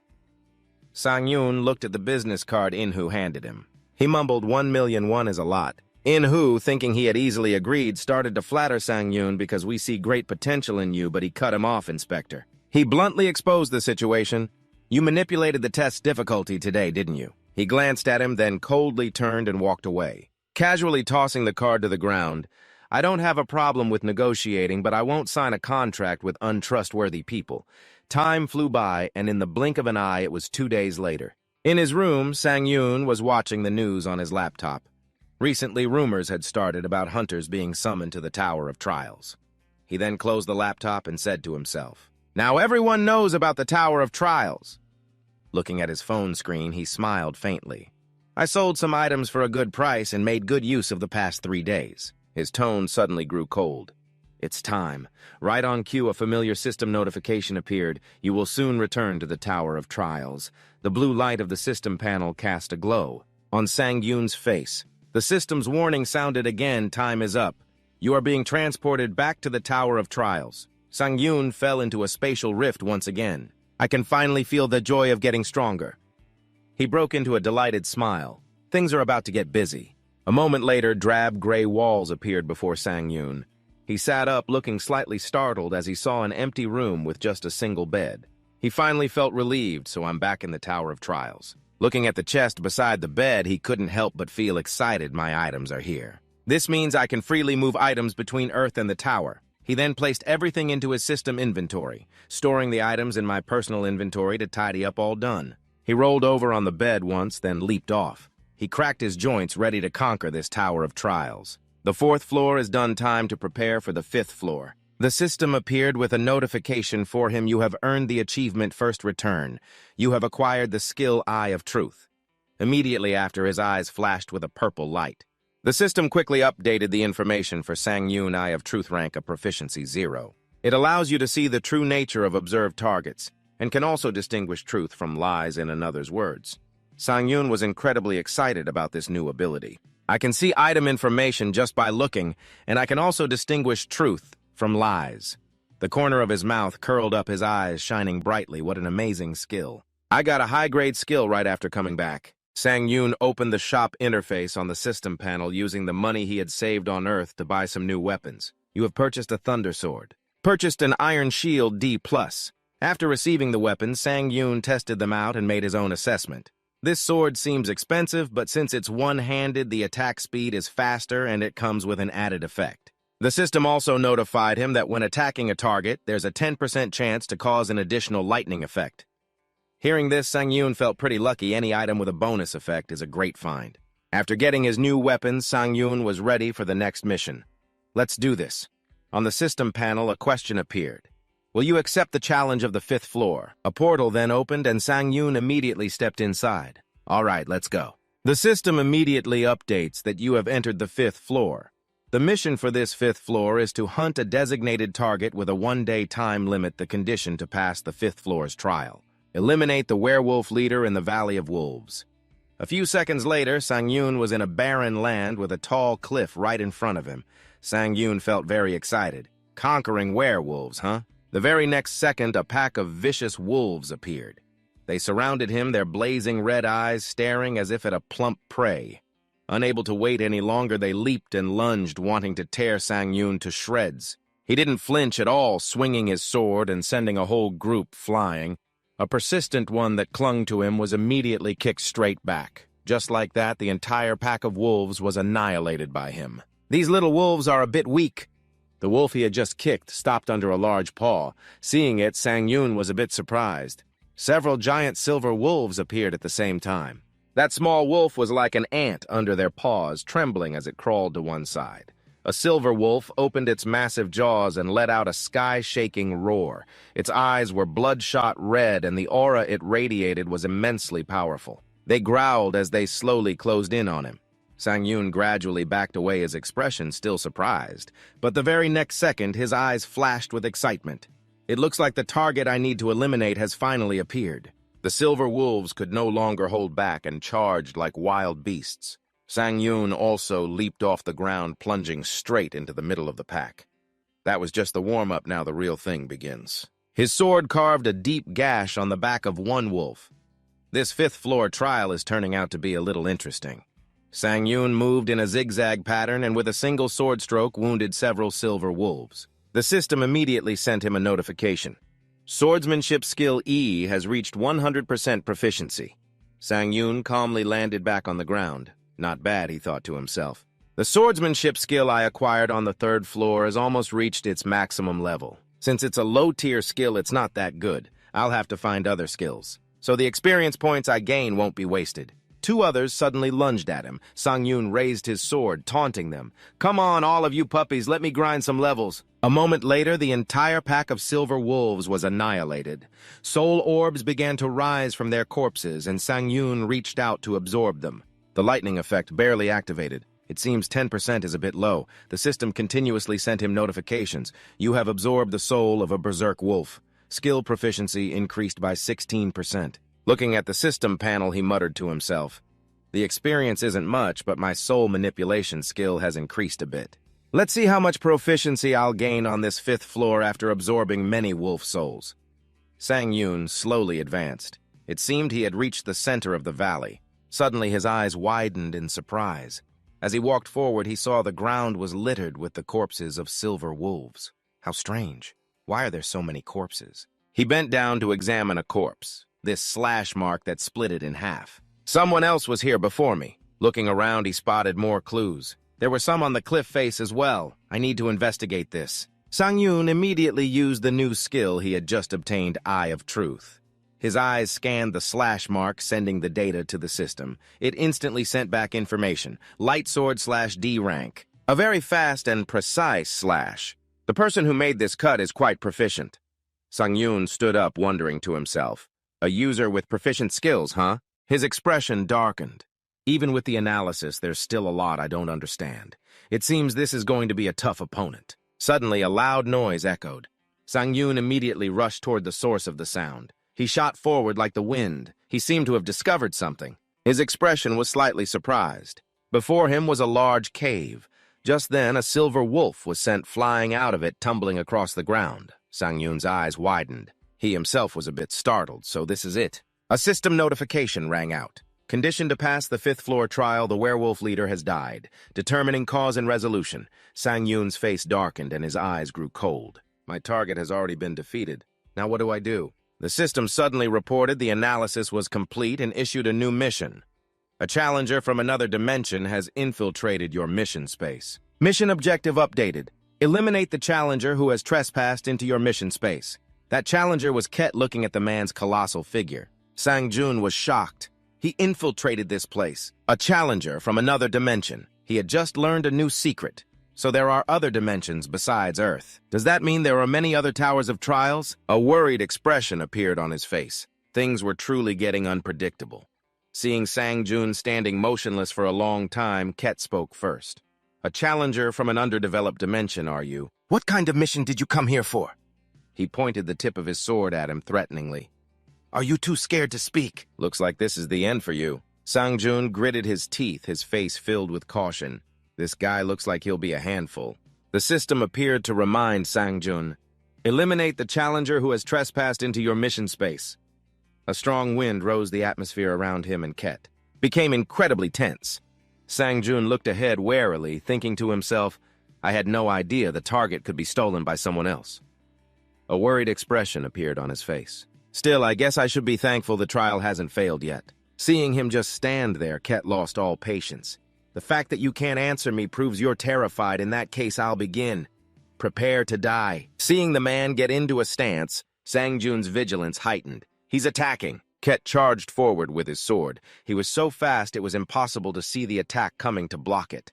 Sang Jun lifted the dead werewolf's corpse from the ground. He kicked it hard towards Ket, creating a distraction. The silver wolf's corpse flew forward. Ket calmly swung his sword, slashing the corpse away. His eyes suddenly darted to the side as his attention was on the corpse. Sang Jun had quickly circled behind him. Raising his sword, he growled, Got you! He lunged forward, thrusting the tip of his sword at Ket. A piercing sound rang out immediately after. A look of surprise crossed his face. He couldn't believe his eyes. What the hell, I was going to slice his armor in two. An enraged Ket raised his sword. A surge of power enveloped the blade. You think it's that simple? He slashed straight towards Sang Jun with immense power. Sang Jun had to block the blow with his shield. But a moment later, his shield shattered into pieces. He was sent flying back by Ket, and his sword fell from his hand. Sang Jun was at a disadvantage, his entire body slamming hard against a boulder behind him. His body was seriously injured from that blow. Sang Jun gritted his teeth, trying to get back up. His wrist was broken, and fresh blood dripped to the ground as Ket walked closer to him. His laughter echoed throughout the valley. I can't believe you blocked my light sword. You're a bit of a nuisance, aren't you? You're not as easy to take down as I thought. Clutching his wound, he yelled his question at the man. An intruder from another dimension. How could you invade my space? Hearing this, Ket sneered at him, just as I thought, a total rookie. You don't even know what a floor crash is. Sang Jun could do nothing but curse in anger. Damn it, he mumbled resentfully. Why does this kind of thing always happen on my tower's trial floors? Ket was now very close to him. He raised his sword and spoke coldly. Don't blame me. The tower has always been this way, you just didn't know it. I won't drag this out. I'll end it right here and now. Sang Jun can't die here. He reached out to stop Ket. Wait, he tried to pry more information from Ket. At least can you tell me what a spatial floor intrusion is? The guy stared at him for a long while, seemingly deep in thought. Then the guy made his decision. You're going to die anyway, so it doesn't matter. He began to explain to Sang Jun one of the features unlocked on the 8th floor. It's called spatial floor intrusion. You can buy a spatial floor intrusion ticket at the shop to interfere with another person's trial. Hearing that, Sang Jun immediately had a question. Also, you mentioned a Genesis space. Does that mean you're from another dimension? Ket answered casually. Where else do you think I could be from? Having received his answer, Sang Jun slowly got to his feet. I see. His eyes flashed with a purple light. Eye of Truth. The system quickly received his command. Skill Eye of Truth activated. The target is telling the truth. Hearing the system's notification, Sang Jun was able to verify the information he had just received. So he wasn't lying. Ket, knowing that he had used Eye of Truth on him, immediately flew into a rage. That was a very insolent thing to do. How dare you scrutinize me? Sang Jun then smiled, taunting him. Well, that's right. What are you going to do about it? His last words made Ket even angrier. What? How dare a rookie bastard? He looked at the guy and asked, Since you gave me the information I needed in return, would you like to know something interesting? He looked down at his broken arm and explained, I can endure an arm like this thanks to something called the pain resistance skill. This means I don't have to support my arm because of the pain. The very next second, he removed the hand supporting his broken wrist. If I let go of this arm... Sang Jun used the system's ability. Skill Rapid Recovery has been activated. His wrist healed instantly in the blink of an eye. My Rapid Recovery skill will automatically heal it. I did this because I thought that only when I looked like I was at a disadvantage. Would you be willing to spit out some truthful information? After hearing this, Ket couldn't believe he had been led by the nose by Sang Jun this whole time. He swung his sword back forcefully. You're a swordsman with healing abilities. But if your real strength is only what you showed just now, it doesn't change the fact that you're about to die. Sang Jun smiled and stomped his foot on the ground, kicking his sword up into the air. I'm not as weak as you think. His eyes gleamed with delight. For some reason, my power just keeps on increasing. The system continuously chimed with notifications. Your stats have been permanently increased by reserved souls. Seeing this, Ket couldn't help but be startled. You have both healing and enhancement skills. Meanwhile, Sang Jun had already taken a stance ready to charge and attack. The special effect of the assassin's cloak has been activated. The aura around him became incredibly powerful. Instant acceleration. Ket couldn't seem to believe his eyes. He exclaimed in astonishment, Are you insane? How can a challenger on the 5th floor have so many skills? Immediately after, Sang Jun charged forward powerfully. The two of them rushed into battle. The sound of their two swords clashing was ear-splitting. In the end, Ket was pushed back. The guy gritted his teeth and cursed. Damn it. Is it because this is the 5th floor? How can he be that strong? To finish off Sang Jun, he unleashed his full power. That damn rookie Sang Jun seemed to see something. With a flash, he leaned back, dodging Kate's sword. In the blink of an eye, Kate had already charged forward, surprising him. Sang Jun was forced to fall back. Seeing this, Kate pressed his advantage. It was a high-level enhancement skill. Getting hit by it would be extremely dangerous. Sang Jun was calculating in his head, but since my stats are higher, I'm confident I can avoid a life-threatening blow, but the real problem is... His eyes locked onto Kate. His armor is a high-grade piece of equipment. Something I can't penetrate with my current abilities. While trying to dodge the man's attacks, he carefully approached him to strike the armor, but if I just keep applying pressure like this... Suddenly, Sang Jun's sword flashed with a brilliant golden light. Kate's entire body seized up as if electrocuted. Not understanding what was happening, Kate screamed in pain. What is this now? The system window then appeared. Thunder Sword C, attacking with this weapon, has a 10% chance to create a lightning effect. A triumphant smile spread across Sang Jun's face. That's right, this is it. Instantly, Kate was sent flying like a broken kite. His body tumbled across the ground as a hoarse groan escaped his lips. Sang Jun frowned, thinking to himself. It would have been difficult if that armor had actually resisted the paralysis effect, but luckily luck was on my side this time. Just then, Kate trembled violently as he tried to force himself up. But his body had no strength left. He whispered in self-reproach, if this were a normal situation, I would have won. How can a challenger from the 5th floor possibly have so many skills? He walked closer, his voice as cold as ice. You're the one who got careless because you were too confident in your armor and the level gap. Sang Jun tightened his grip on his sword and yelled. This ends now. Kate panicked and tried to bargain. Wait, I'll answer any of your questions. But Sang Jun's eyes and reply were filled with killing intent. I don't need to. In that instant, he twisted his wrist and the sword plunged straight through Kate's chest, causing him excruciating pain. He hissed, You barbaric bastard! Blood sprayed onto the ground as his trembling hand reached out, but a moment later, all life faded from his body. His hand dropped to the ground. Sang Jun watched the scene with an unwavering gaze. I'm getting more and more indifferent to killing. He let out a small sigh, but hesitating every time will only lead to trouble. Right after that, a system notification sounded. Congratulations, you have completed the 5th floor of the Tower of Trials. At that moment, Kate's body began to dissolve into bright wisps of smoke, startling him. He immediately focused on absorbing the lingering aura. The light gathered in his palm before flowing into his body. A moment later, Kate vanished completely and the system showed a new update. You have absorbed the soul of the challenger, Kate. Strength has increased by 15%. Sang Jun sighed in relief. I almost missed my chance to absorb it. I wonder if you disappear like that when you die in another dimension? He then waited for a moment but frowned when no reward notification appeared. But where is the reward announcement? Just then the system explained. Due to the trial's difficulty, there is no reward. All rewards will be modified. Hearing that, his expression shifted slightly and the system chimed again. You have learned the skill 3-step/A-. Sang Jun smiled faintly. The rank C- reward became a rank A-. The more he thought about it, the more excited he got. For the original reward to change this drastically. It just goes to show how powerful that invading knight really was. Getting an A- rank skill is amazing. The system notifications continued. You will now proceed to the 6th floor lobby. All wounds and abnormal status effects will be removed. The challenger's information. Sang Jun will be displayed on the status board. As a portal of light opened, he slowly walked through it. While walking, he muttered inventory. Instantly, his item storage appeared. Countless glowing items filled his vision. He took off his jacket and sat down to rest. So invading dimensions are real. I can't let my guard down inside the Tower of Trials. He thought to himself, I'll have so many questions by the time I reach the 8th floor.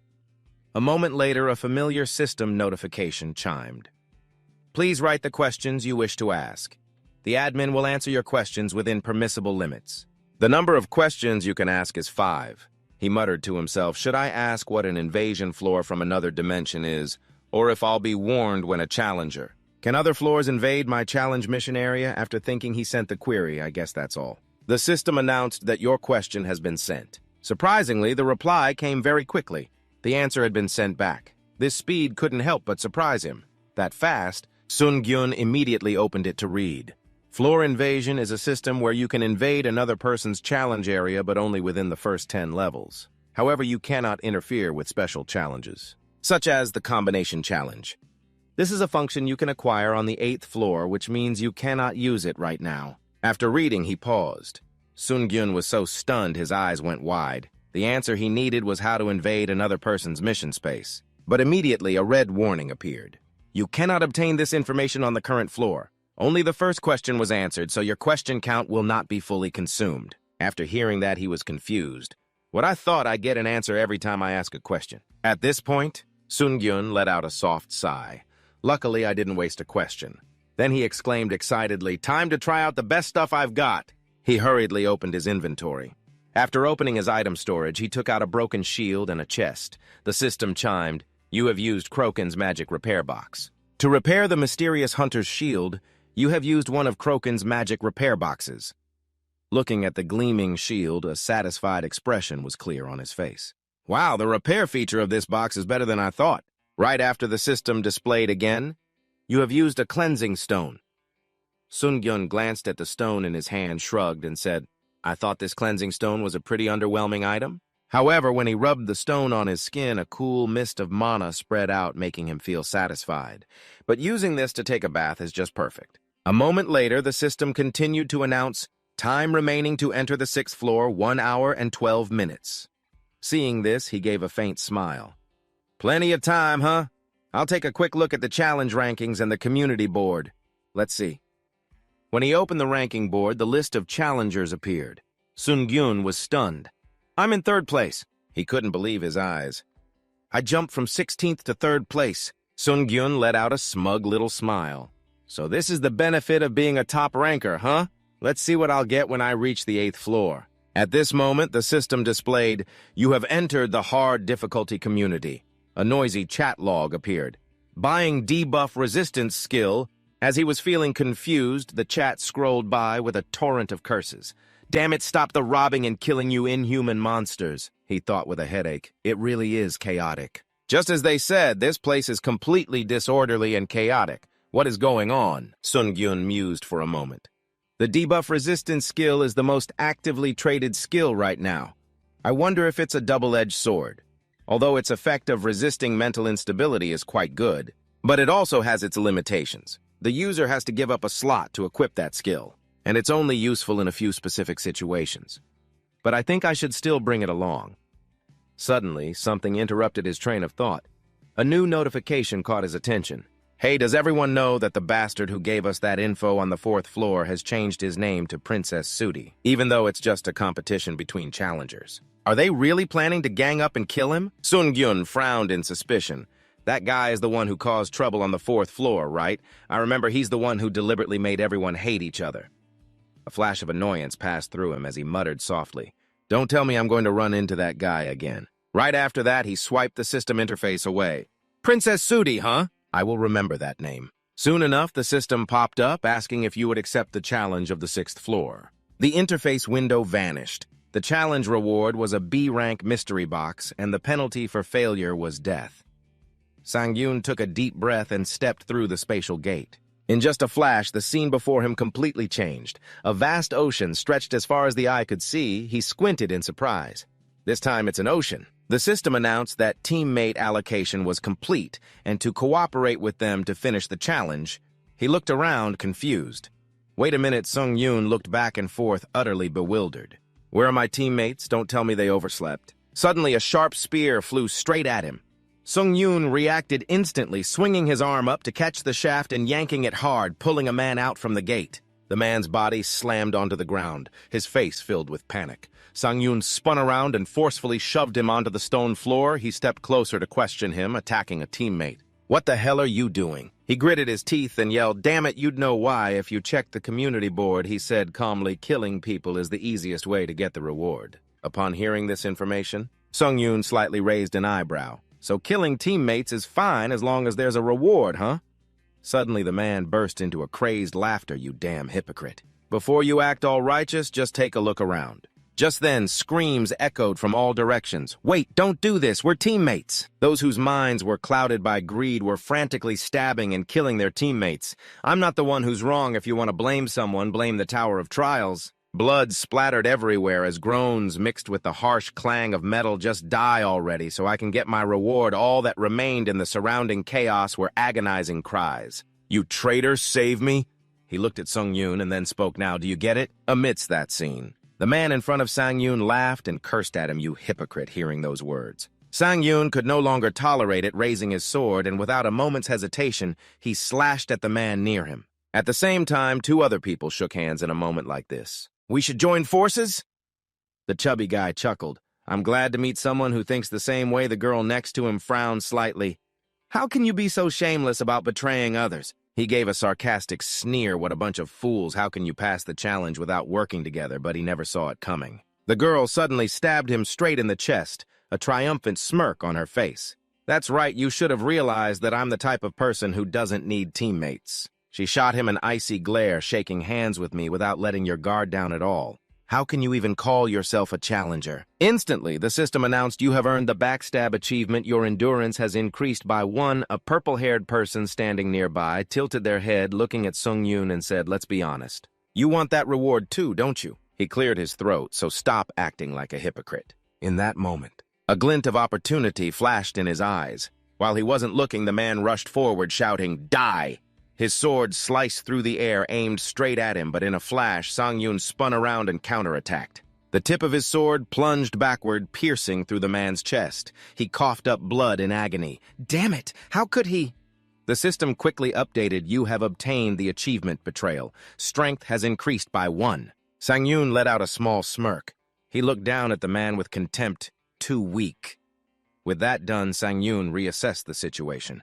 A special challenge, I see. A cooperative team challenge. Even so, this isn't much different from a regular event. He walked slowly forward.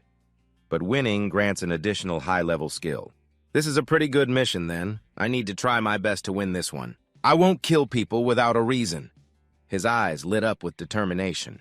But if someone gives me a reason, that's another story. At that same moment, not far away, another challenger raised his hands to form a seal. He skillfully created a magic shield. The water around him churned as a transparent sphere of spiritual energy enveloped his entire body. He threw his head back and laughed triumphantly. This challenge is only for those who can use water attribute magic like me. However, before his laughter faded, he instantly felt a chilling, killing intent.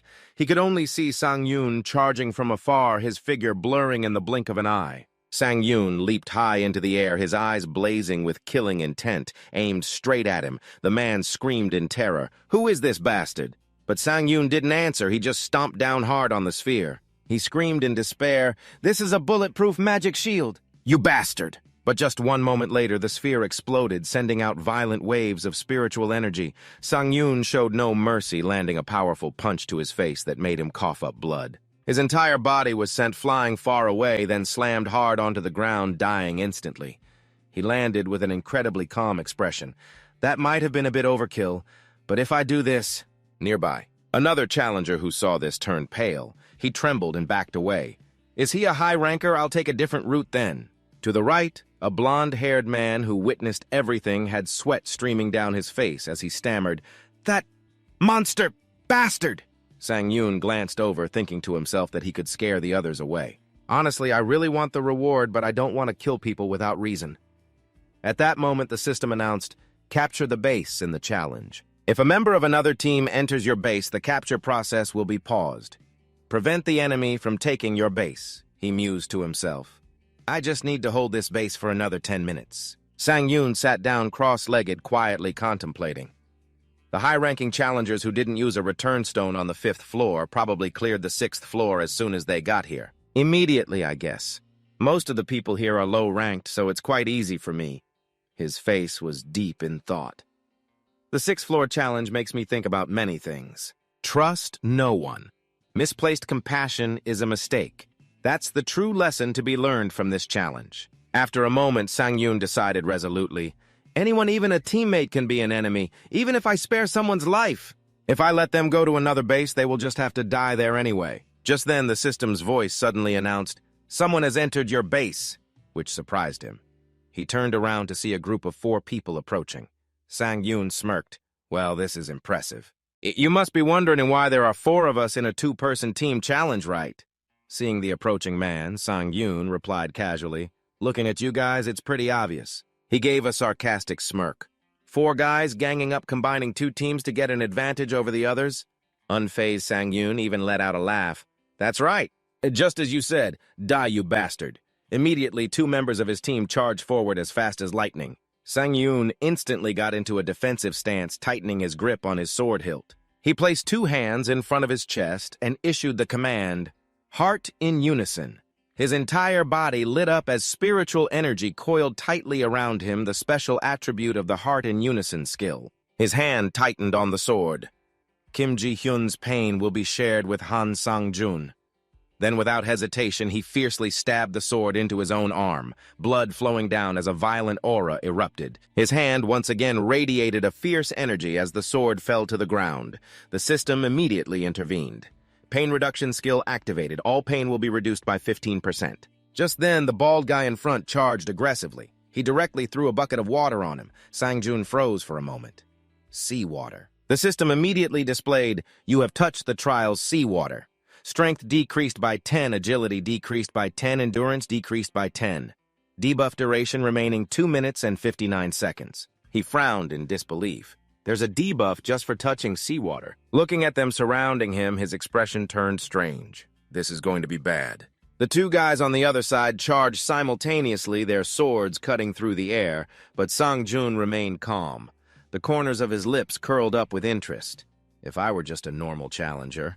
Two men with swords rushed towards him, their footsteps pounding loudly on the ground. One brought his sword down, however he dodged in an instant, causing the blade to slice through empty air. Sang Jun sneered. "Your plan to get rid of my weapon and lower my stats isn't half bad, but you've made one fatal mistake." Immediately after, he shot his hand out, gripping the man's neck tightly. He pulled him close and said coldly, "And that is the fact that you chose the wrong opponent." Next, Sang Jun slammed the man onto the ground with great force.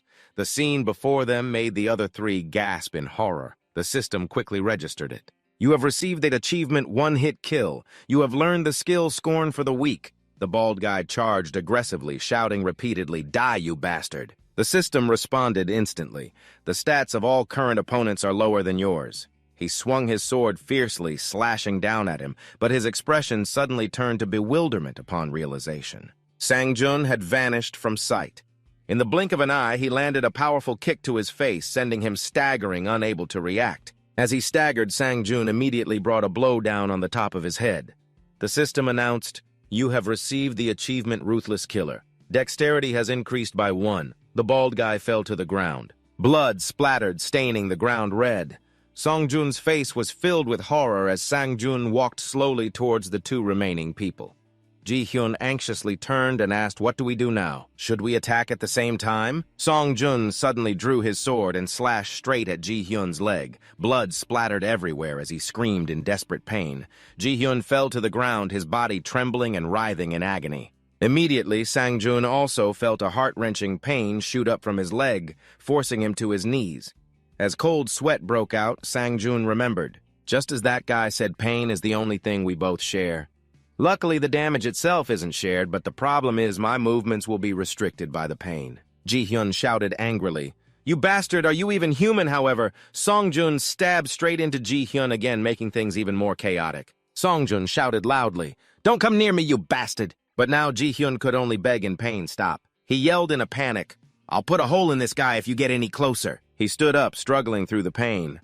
Thank goodness I can still move because of my pain resistance skill, but at this rate it'll be hard to face that guy. Faced with this situation, Sang Jun was helpless.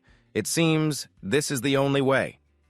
His gaze shifted to Ji Hyun as he made his decision to eliminate the sorcerer with the synchronized heart. With that thought, he dashed towards Ji Hyun. Sang Jun delivered a clean, killing blow to his neck. A second later, an intense pain also spread across his own neck. Sang Jun clutched his neck in agony, trying to endure. Seeing this, Sang Jun thought to himself, "This is my only chance." He hastily grabbed his sword and charged. However, just as he swung the sword down, Sang Jun immediately raised both hands to block it. His eyes stared back full of warning. This sensation is pretty harsh, isn't it? You're curious about this feeling too, aren't you? A cold aura washed over him, making him tremble in fear. "I'm done for!" Sang Jun forcefully snatched the sword from Sang Jun's grasp.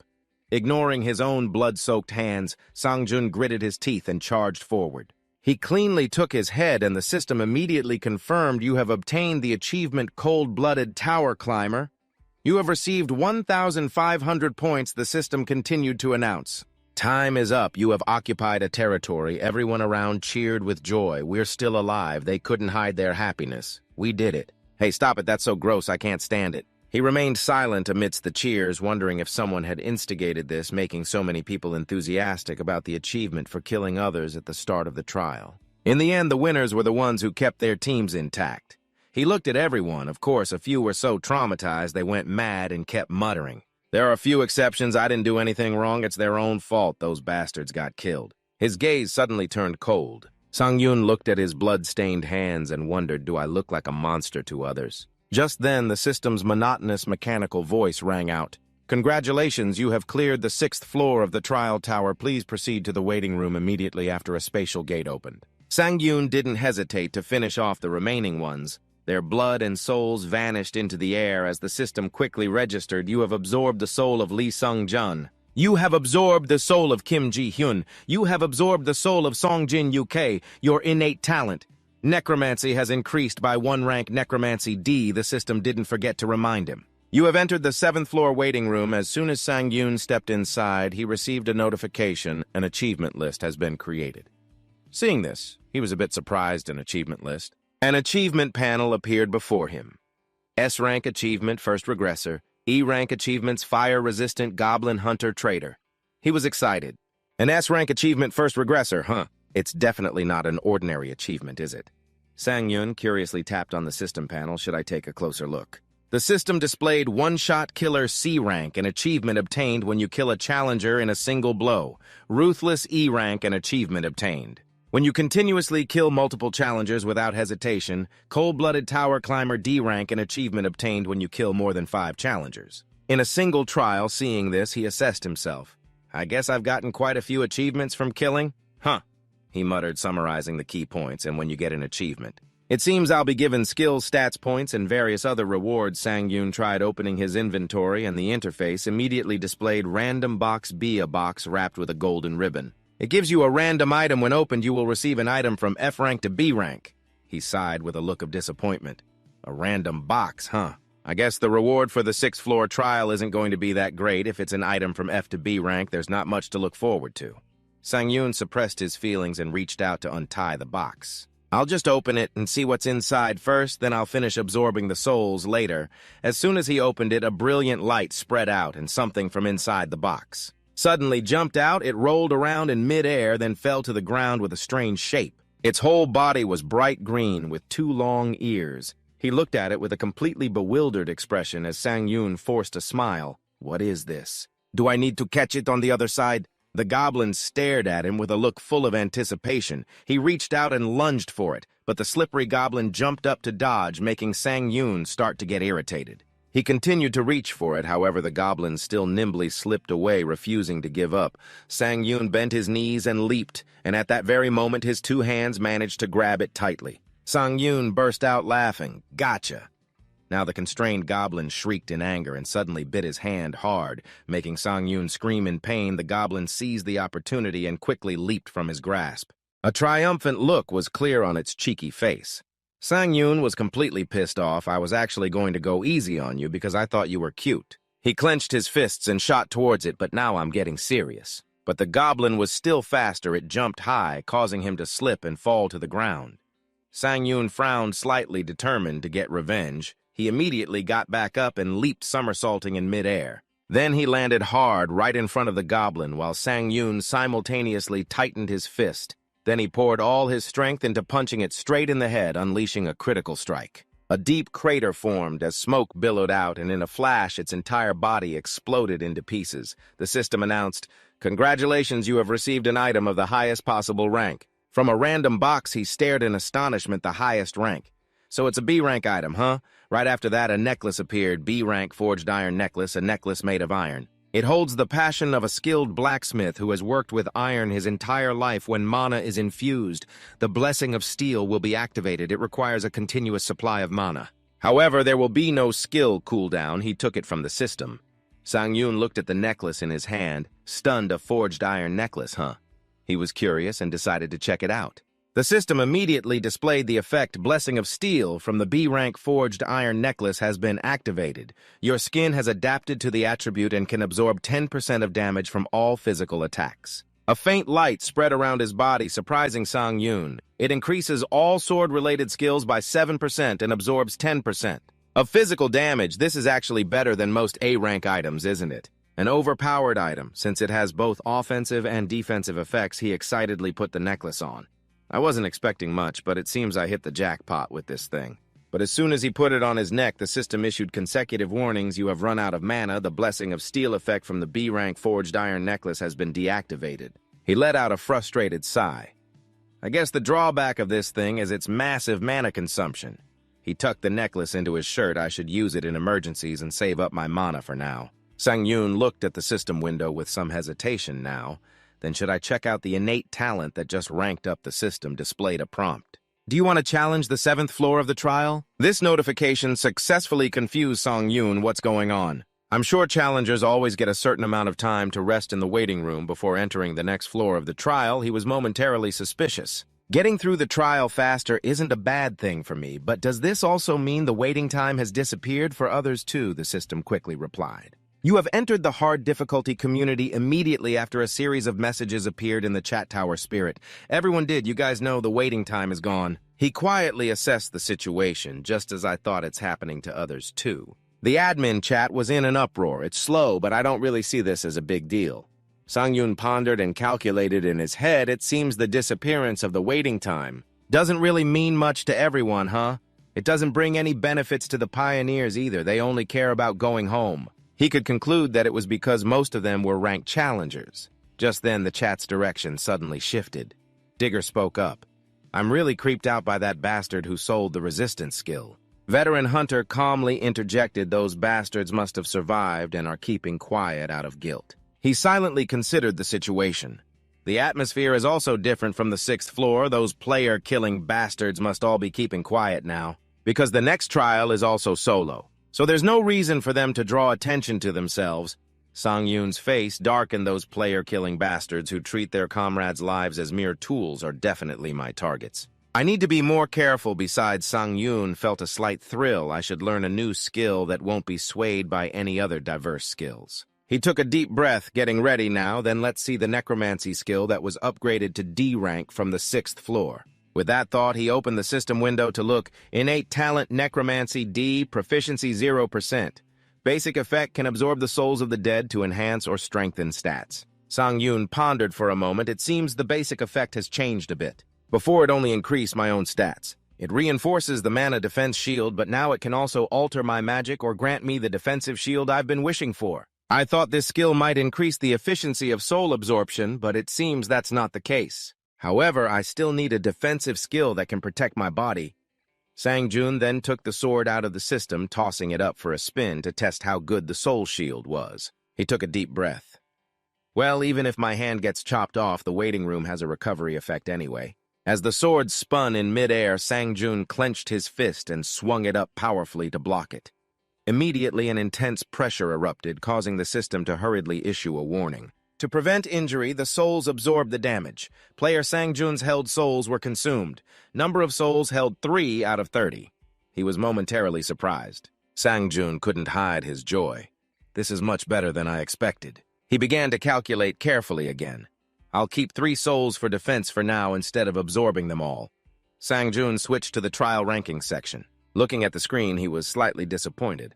Rank 4, huh? Looks like I've dropped in the rankings. It's a little disappointing, but not that important. After all, you just need to be in the top 50 to become a pioneer. Sang Jun stretched and sighed lightly. It's a pain having to check this and that in the waiting room. I must be running out of time. He immediately opened a spatial gate. Time to head into the next trial. The system displayed the 7th floor trial will begin immediately. Difficulty hard. Objective of the next trial, prove yourself. Time remaining 40 minutes. Clearance condition, pass 3 trials within the given time limit. Sang Jun was teleported before a grand hall. He looked around in surprise. A hallway. This is way different from the previous trials. Sang Jun walked slowly, observing his surroundings. I can't sense any presence whatsoever. It's almost unnerving. A light breeze rustled his hair. A light flashed at the end of the hallway, and in that instant, a brilliant blue light swirled as if to swallow Sang Jun into another world. Before he could speculate further, the system announced, "You have entered the first trial area." In the blink of an eye, he was standing in a desolate wasteland. Sang Jun wondered where he was. Before him was a giant sand dune. Seeing it, he thought to himself, I knew it. The ground suddenly began to shake violently. Then something enormous erupted from beneath the sand, kicking up a thick cloud of dust that obscured his vision. At that moment, Sang Jun realized it was a sand golem. He took a deep breath. This place. Looks like they're making me go through the tutorial trials again. The system chimed, clearance condition pass, 3 trials within the given time limit. Seeing this, Sang Jun thought to himself, so that means I need to clear them again. The 3 trials I've already passed before. He looked ahead.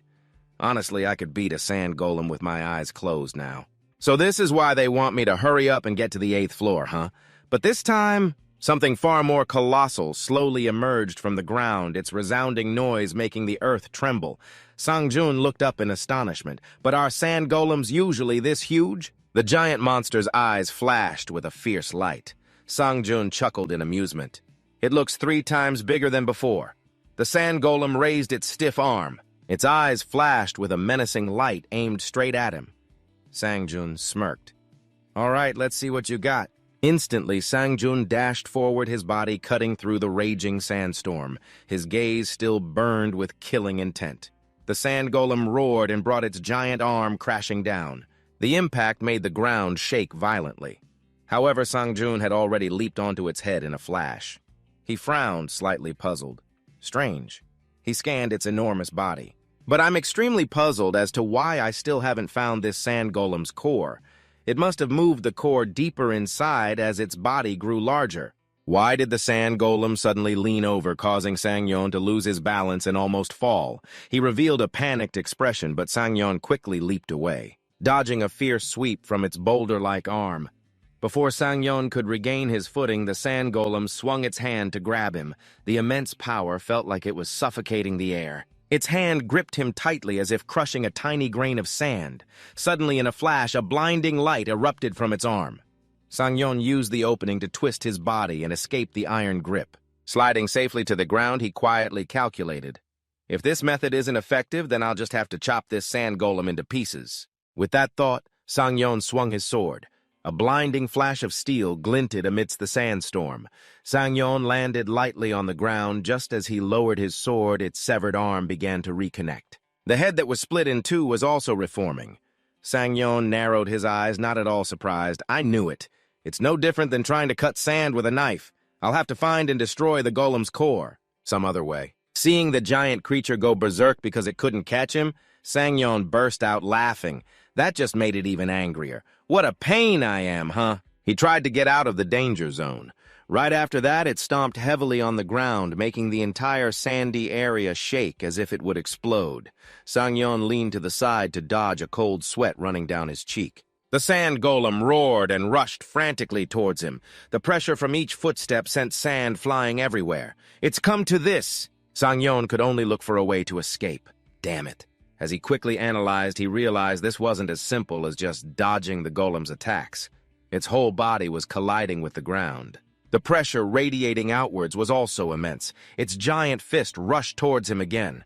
Sang Jun immediately rolled to the side to dodge. He ran frantically, but in just a moment the ground collapsed. Sang Jun slid for a long way before falling into a deep pit. The sand golem still stood towering nearby. Sand flew everywhere, completely covering him in the pit. Sang Jun hissed in annoyance. Okay, I'm starting to get pissed now. From above, the sand golem looked down, its eyes glowing red with a ferocious light. He gripped his sword tightly and stood up resolutely. As soon as the sand golem charged down, he took his stance. Then he activated the skill triple slash. A system window displayed. Skill triple slash mastery 0%, basic effect. Use mana to enhance the blade for 3 attacks. Following that, Sang Jun swung his sword. His body moved like a lightning bolt, slicing off the sand golem's giant hand. Each sword stroke was like a hurricane, not only powerful, but also decisive. At that moment, Sang Jun thought to himself, I could have shattered it in a single blow. But then his expression darkened. I was a bit annoyed that my trial mission had a fake challenger. Another intruder. After a moment, Sang Jun smirked slightly. But now I'm actually grateful to that bastard. Thanks to him, I've gained more combat experience. Sang Jun charged forward, attacking the sand golem, his sword flashing amidst the blinding sand. This damn golem can regenerate its body from the sand. I need to keep slashing it to pieces until I find its core. He sneered sarcastically at the creature before him. So go ahead and keep regenerating. He swung the sword in his hand. Because I'll just keep slashing again and again, he unleashed a storm of slashes one after another, leaving the sand golem no time to react. It could only take the full brunt of the attacks, and I won't stop slashing until you're completely pulverized. However, no matter how much he slashed, its body regenerated endlessly. Sang Jun panted slightly, sweat dripping from his chin. What a persistent bastard. Where the hell is its core? Just then, his pupils suddenly dilated. He looked at the sand golem with disbelief. By the way, since when did you get so small and cute? The more Sang Jun looked, the more stunned he became. He suddenly imagined the sand golem with a cute, pouting face. Sang Jun analyzed internally. I'm guessing the amount of sand that makes up the golem's body is being used as a resource. And that resource can't be drawn infinitely from the surrounding environment. This explains why the golem is getting smaller. If this is true. A delighted smile unconsciously spread across Sang Jun's lips. Hey, golem, want to lose some weight with me? Instantly, the sand golem roared and they both charged at each other. Sang Jun spun in midair, unleashing a powerful kick, creating a deafening crash as the light from his sword flashed with his burning will. In an instant, the sand golem shattered into 100 pieces. It immediately crashed to the ground, its body trembling in pain, but it quickly regenerated and got back up. The sand golem glared at him, growling angrily. Just then, Sang Jun's eyes lit up as if he had spotted something. Found it! Sang Jun excitedly gripped his sword's hilt. It's on the golem's back. Slashing its body is pretty hard because it's so tough. This has taken a lot of energy, but I've finally found its core. He calculated to himself, I've just spent about 10 minutes. The time limit for the 7th floor trial is only 40 minutes. I'd better handle this quickly. Just then, the sand golem swung its fist. Sang Jun quickly dodged and without hesitation countered with his sword. Did you get faster after losing some weight? How interesting. I'd love to play with you longer, but... In a flash, Sang Jun zipped behind it and continued, I don't have time. He poured all his strength into a single sword strike. He stabbed straight into the core, one sword to end it all. The core shattered and a cry of agony echoed through the sandstorm as the system displayed a notification. You have proven that you can overcome your own fear. After that, the next congratulatory message appeared. The first trial has ended. The sand golem began to slowly fade away. Suddenly, a blinding light appeared in the space. A wary Sang Jun immediately turned to look. Knowing he was about to leave, he resolved to collect its soul. All right, the golem's soul. The portal began to pull Sang Jun in. He reached out to grab the soul, but the portal was too fast. So Sang Jun missed it. A system notification immediately appeared. You have failed to extract the soul. He was furious when he got the news. My ability. The system continued to announce, you will now enter the area for the second trial. Prove your wisdom. But when he arrived, the scene before him stunned Sang Jun. Huh! He furrowed his brow warily. This place. The surroundings were in chaos. The orc village from the second floor trial, just as I thought. This trial is based on a previous floor. Sang Jun slowly and carefully stepped inside. A moment later, he froze. It seemed something was waiting there. A horde of orcs was already waiting there. Sang Jun tensed up as soon as he saw them, thinking to himself, the orcs from the second floor. I destroyed their village.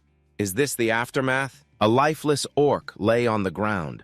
Another orc approached and gently closed its eyes. His own eyes were bloodshot, his body trembling uncontrollably. An immense rage seemed to fill the air. The entire horde of orcs roared in unison. Sang Jun quickly recognized it, berserk, a state that occurs when monsters become extremely enraged. He assessed the situation for a moment and sighed to himself. A berserk orc is no joke, and there's a whole horde of them. I'm so unlucky. The entire horde of berserk orcs charged straight at Sang Jun, wielding heavy weapons, but he stood his ground calmly. Sang Jun's brow furrowed, his gaze resolute. But come to think of it, you shouldn't act so heartbroken over losing your family. Not so openly, at least. Very quickly, the system announced, Skill Instant Acceleration has been activated. Skill Triple Slash has been activated. He gripped his sword and rushed towards them. At least not in front of me. Sometime later, an orc fell to its knees. Even in defeat, the orc chieftain was still growling, his body covered in wounds. Many of his brethren lay fallen on the ground. Sang Jun saw the orc chieftain trembling uncontrollably and asked why. It hurts, doesn't it? Having to stand by and watch your family die. These very words successfully enraged him. Clan Chief Ott roared endlessly, leaping up and using the last of his strength to fight Sang Jun to the death. But Sang Jun had no trouble at all. He dodged the attack. Sang Jun's eyes hardened, emitting a blue ray of light. With a single strike, he sliced off his opponent's head, and the system announcement rang out immediately after. You have proven your wisdom. The second trial is complete. Learning from his past mistake of missing a soul collection this time, Sang Jun didn't hesitate and immediately turned around. I can't delay any longer. He reached out his hand and began to collect the soul. Streams of spirit energy flowed one by one into Sang Jun's body as the system announced continuously, you have absorbed the soul of Hunter Ott. all abilities increased by 6%. Number of souls possessed 19 out of 30. Sang Jun was overjoyed at the news. Great, the announcements hadn't stopped yet.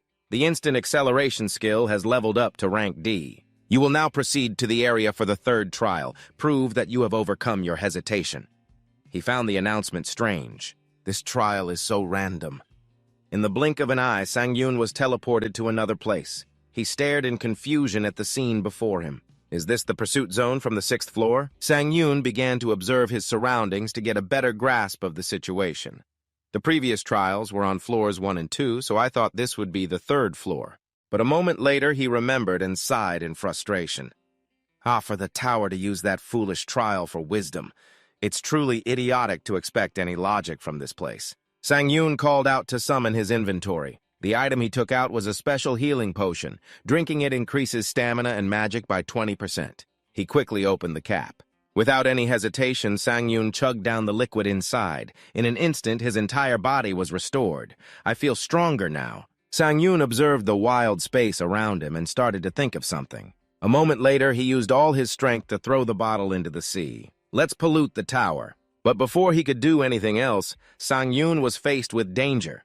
Waves rose higher than his head, and all the bricks behind him were tossed away one by one. Flying up into the air, Sang Jun couldn't believe his eyes. I only threw a single bottle. Immediately after the system announced the effect of the Rank D Assassin's Cloak has been activated, speed increased by 15%. As soon as he heard that, he immediately used all his might to run as fast as he could. Sang Jun thought seriously. So far, I've completed every requirement of the trials, which means to pass this one. I have to find the red pursuit brick. The sea waves were still rising relentlessly. Until then, I can't touch the water. He dashed forward without a moment's delay. I'll move much faster. At this speed, at least, it won't catch up to me. Sang Jun barely had a moment to rejoice before disaster struck. Great. The brick he had just stepped on was flung into the air, and an announcement rang out in that instant. You have touched the trial's water, strength decreased by 10, agility decreased by 10, stamina decreased by 10. Penalty time 2 minutes and 59 seconds. Now on the water's surface, the bricks continued to be tossed up relentlessly. And here I thought the bricks would fly up in order. Sang Jun was also thrown into the sky along with them. This is the consequence of thinking the tower would operate logically. He gritted his teeth and activated his instant acceleration skill. In the next second, Sang Jun shot upwards like the wind. The bricks in that area continued to be tossed up. Sang Jun gritted his teeth, his expression still incredibly confident. You'd think I'll die in a place like this. His figure shot forward, zipping from one brick to another. In no time, Sang Jun found the red brick on the other side. He locked onto his target and launched himself towards it. Sang Jun was giving it his all. This annoying challenge has to end soon, right? Out at sea, the whirlpool was still rising relentlessly, but he didn't falter, continuing to charge forward forcefully. Sang Jun was just about to reach the brick. Now it's following me directly. He launched himself high into the air once more, his eyes filled with hope. Just a little further. The whirlpool was still chasing him relentlessly. At that moment, Sang Jun seemed to notice something. A wave crashed down on him. Sang Jun cried out in pain as streams of dark energy attacked him, and at that moment the system made an announcement. The unique effect of the B-rank Forged Iron Chain Stone Iron Protection has been activated. 10% of all physical damage will be absorbed. The notifications rang out repeatedly. A soul has absorbed harmful damage for the user. A goblin hunter's soul has been destroyed. Those dark energy streams seem to be growing stronger. Sang Jun then realized that he must have been affected by that attack. The shield protected me from the damage of that last impact. Not long after, he finally managed to break free. Without a moment's rest, Sang Jun rushed forward, his speed now as fast as the wind. But it seemed it was too late. Time remaining 0 seconds. The unique effect of the assassin's cloak has ended. Sang Jun angrily cursed to himself, "Damn it, I'm out of mana." Instant acceleration will also end soon. He held out his hand and a red orb was quickly summoned. Sang Jun put it in his mouth and covered it with his hand to prevent the energy from escaping. Very quickly, the system announced that magic power and energy had been replenished by using a goblin hunter's soul. Sang Jun was very pleased with this result. Great, my strength is back! The whirlpool was still churning relentlessly. Not having much time left, Sang Jun rushed towards it. The red brick was right before his eyes, just a little further. But at that moment, another pillar of water shot up in front of him. Sang Jun's eyes widened in shock. Unable to contain his emotions, he cursed. Damn it. Sang Jun once again pushed himself to the limit to get through. I don't know if I'll make it in time. A pair of wings appeared on his back, propelling his figure forward. His figure blurred as he entered the water, but as expected, he was still hit by a blast of energy. A goblin hunter's soul has been destroyed. In an instant, Sang Jun was thrown out. Just like that, he was once again getting further away from the red brick. His body, drained of all strength, went into a free fall. Unwilling to accept defeat, he screamed in despair. But somehow, the red brick was right below his landing spot. As he crashed down, rocks and debris flew everywhere, and dust filled the air. A goblin hunter's soul has been destroyed. Souls possessed 12 out of 31. After a long moment, the dust began to settle. Covered in wounds, Sang Jun lay on the red brick. But the next second, his eyes widened in shock. Those monstrous waves were all targeting him. He suppressed his fear and forced himself to watch. The system quickly announced that you have proven you've overcome your fear. The third trial has ended. Those waves also began to dissipate. A moment later, it turned into water and poured right on Sang Jun's head. Even though he was furious, he was helpless. This damn trial pissed me off right to the very end. After everything, he finally returned. Congratulations, you have completed 7 floors of the trial tower. Please proceed to the Grand Hall. The system announced Sang Jun had now returned. He let out a long sigh, frustrated with this trial. Worry kept welling up inside Sang Jun. Honestly, I almost failed. He unconsciously bit his lip. It's already this hard. I don't know what the 8th floor's trial will be like. My luck won't last if I'm not well prepared. Suddenly, a sound caught Sang Jun's attention. A moment later, the system announced that 1,000 people had completed the 7th floor of the trial tower. The system began to expand. The skill shop has been initialized, an intermediate trial has been created. The return point is now usable. The cross-floor invasion system is now active. He looked at the panel and considered his options. A skill shop, a return point, and cross-floor invasions. These are all things I need. But the most important thing is, the system displayed another message. You are the pioneer challenger on all floors. Please choose your aura. Sang Jun's expression immediately became determined. This is it. The item he had to choose was the aura, a benefit for being a pioneer on all floors. However, the system added a reminder that challengers with an aura will receive a skill trait. And effects. Please choose carefully. This immediately confused Sang Jun. Has the trial tower ever given advice before? This means the aura has a special meaning behind it. The choices appeared on the screen. Please choose an aura, ruler, hunter, or mage. Sang Jun rubbed his chin, pondering. So these are the auras. I'll check the descriptions first. First is ruler, an aura that changes based on personal achievements. It's more of a common type than a special one and is closely connected to its trait. This is currently the most suitable aura for challenger Han Sang Jun. After reading, Sang Jun was surprised. It affects all abilities as well as traits. Above all, he noted the emphasis. The trial tower said this was the most suitable aura for him. Sang Jun didn't give up and continued to check the others. So what about the other auras? Next is Hunter, an aura that anyone can use. It has a deep connection to improving abilities and skills through the aura's effect. This is currently a somewhat suitable aura for challenger Han Sang Jun. He began to hesitate more. This one isn't too bad either. So the last one. Sang Jun didn't think much and clicked on the remaining one. Mage and aura greatly influenced by talent and perseverance. The harder you work, the stronger you become. This one is terrible. Finally, after looking over them all, he made his decision. Let's forget this aura and choose between the first two. Sang Jun navigated the system screen. The one I choose is... He confidently pressed the button for his chosen skill. In a flash, the system channeled energy into Sang Jun. You have chosen ruler. Through the unique effect of the ruler aura, your trait will begin to evolve. The list of choices is based on the challenger's current abilities. Necromancer, using absorbed souls, you can summon powerful immortal skeletons. Magic swordsman, both swordsmanship and magic will increase and any related skills will be learned 3 times faster. Creator item crafting skills will increase and any related skills will be learned 3 times faster. Sang Jun was a little surprised. So this is the effect of the ruler aura. After that, he pressed the button without any hesitation. It was an easy choice. The system continued with another announcement. The Necromancy trait has been added to the Summoner trait. Some effects have been adjusted. An information panel also appeared right after that. Status Han Sang Jun, Aura Ruler, Trait Summoner D, Unique Power Skill Combination, Aura Ruler, Unique Power Skill Combination. Streams of energy then flowed into his body. Sang Jun didn't know how long it would be before this ended. Finally, he was now incredibly strong. I have my own aura now. He pressed the button on the screen again to proceed. The system screen immediately displayed the information. Unique authority skill combination. Effect. You can combine any two skills. Sang Jun was too stunned to react. I can combine two useless skills into a new one. He immediately thought to himself, this is amazing. A notification quickly appeared again. Open skill panel. Please select two skills to combine. Rapid recovery E plus pain resistance D, fire resistance F. Sang Jun wondered which ones should I choose. He started thinking about his rarely used skills.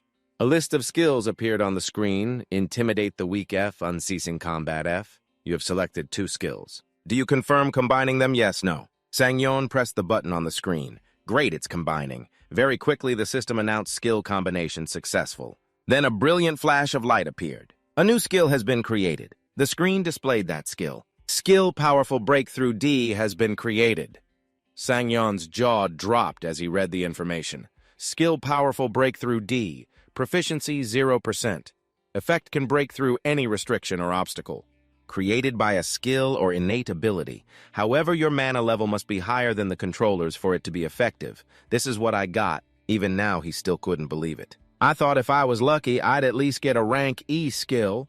F plus F equals D, but it gave out a rank D skill. After a moment, he burst out laughing. This skill is insane. Sang Jun pressed the system screen to try one more time. Just like before, the system displayed the information, open your skill list. Please select the skills you want to combine. Marksman's Insight F, Fire Resistance F. You have selected these two skills. He didn't hesitate to press the yes button on the screen. Combine them, yes, no. It didn't take long. A flash of light appeared. Skill combination successful. Sang Jun waited in anticipation. I wonder what I'll get this time. Very quickly, the system showed the result. Skill Enhanced Eyes E has been created. Enhanced Eyes E. Proficiency 0%. Effect grants clairvoyance and vision is enhanced even in obstructed environments. Sang Jun was a bit disappointed with this result. This time, it only went up one rank. He started to think about something. Is that all? Sang Jun started to speculate. Intimidate the weak F, unceasing combat F. The result of combining Intimidate the Weak and Unceasing Combat was quite good. It's because of their compatibility level. He seemed to have reached his own conclusion, so that means Marksman's Insight and Fire Resistance aren't compatible. Marksman's Insight F, Fire Resistance F. You can tell just by looking that they don't match. I guess that's the reason. After a tiring day, Sang Jun lay down on his comfortable bed still thinking. And also that glorious reward for continuously being the pioneer. I feel like there's something strange about it. Sang Jun kept thinking like this and couldn't fall asleep. Is it really because of my hard work, or am I just lucky? He suddenly fell silent, ceasing his thoughts. Then Sang Jun suddenly sat bolt upright. Forget it. For now, let's check the reward. He was surprised when he opened the system screen. Graceful as the Wind A. Proficiency 0%. Effect increases movement speed by 10%. Just as the skill's name declares, this effect can be stacked 7 times. When the stacked effect reaches its maximum, the skill's cooldown is 1 day. Sang Jun read the information in amazement. A whole 10% increase in movement speed, that's awesome. And I can stack it up to 7 times. He began to imagine himself moving at the speed of light, which meant he could increase his speed by up to 70%. Sang Jun also discovered something special. And this skill didn't cost any mana. He was now incredibly excited, feeling as graceful as the wind with no weaknesses. Sang Jun started searching through his inventory again. Before long, he had put on a new pair of shoes. Very quickly, the system announced acceleration boots, C plus attack speed, plus 3% movement speed, plus 5%. The boots were decorated with small wings made of mechanical magic. Their movement would gradually increase until reaching a certain speed. Sang Jun looked at the boots with great satisfaction. I like how all the floor rewards are related to speed. Notifications then appeared continuously. You have entered the skill shop. The list of skills you can purchase is now being displayed. Petrification D-, Immobilize E-, Monster Fortification F-, Weapon Enchantment E-. Instant Acceleration D-, Mana Sense D-, Mana Shield D-, Enhanced Vision F-. Sang Jun became hesitant. He didn't expect the skills sold in the shop to be so crappy. And they were quite expensive too. He clearly showed his disdain. The instant acceleration skill costs 8,000 points, damn expensive. But in the end, Sang Jun still had to bite the bullet and accept it. But I still need a magic-related skill. Very quickly, the system confirmed you have purchased Mana Sense D-. 15,000 points have been deducted. You have purchased Magic Resistance Skill D-. 12,000 points have been deducted. Magic Resistance D- Proficiency 0%. Your body partially resists external magic. If the user does not have the Mana Sense skill, the effect will rapidly decrease. However, Sang Jun's eyes were filled with confidence. If I have this skill, I'll be able to prevent myself from being affected by a mind-affecting skill like before. At that moment, streams of energy once again flowed into his body. Mana Sense D- Proficiency 0%. The mana in your body will form a perimeter around you and enhance the effectiveness of mana perception. Mana Sense is being engraved into the user's body. But an uncomfortable feeling appeared in Sang Jun as if he were being burned. A blinding flash of light appeared in the room. That stream of energy pulsed for a while, only ending after a long moment. Sang Jun slowly stepped off the bed to feel his body. He seemed a little surprised by this strange new sensation. Gently, Sang Jun took a few test steps around the room. Suddenly, he froze his eyes, calculating something. A second later, Sang Jun poured all his strength into his leg. He stomped hard on the ground. Sang Jun's power instantly spread throughout the room, his eyes widening in complete shock. Sang Jun began to speculate. Could it be that after learning those skills? It also increased my physical strength. He was now incredibly excited, realizing he had gotten a great deal.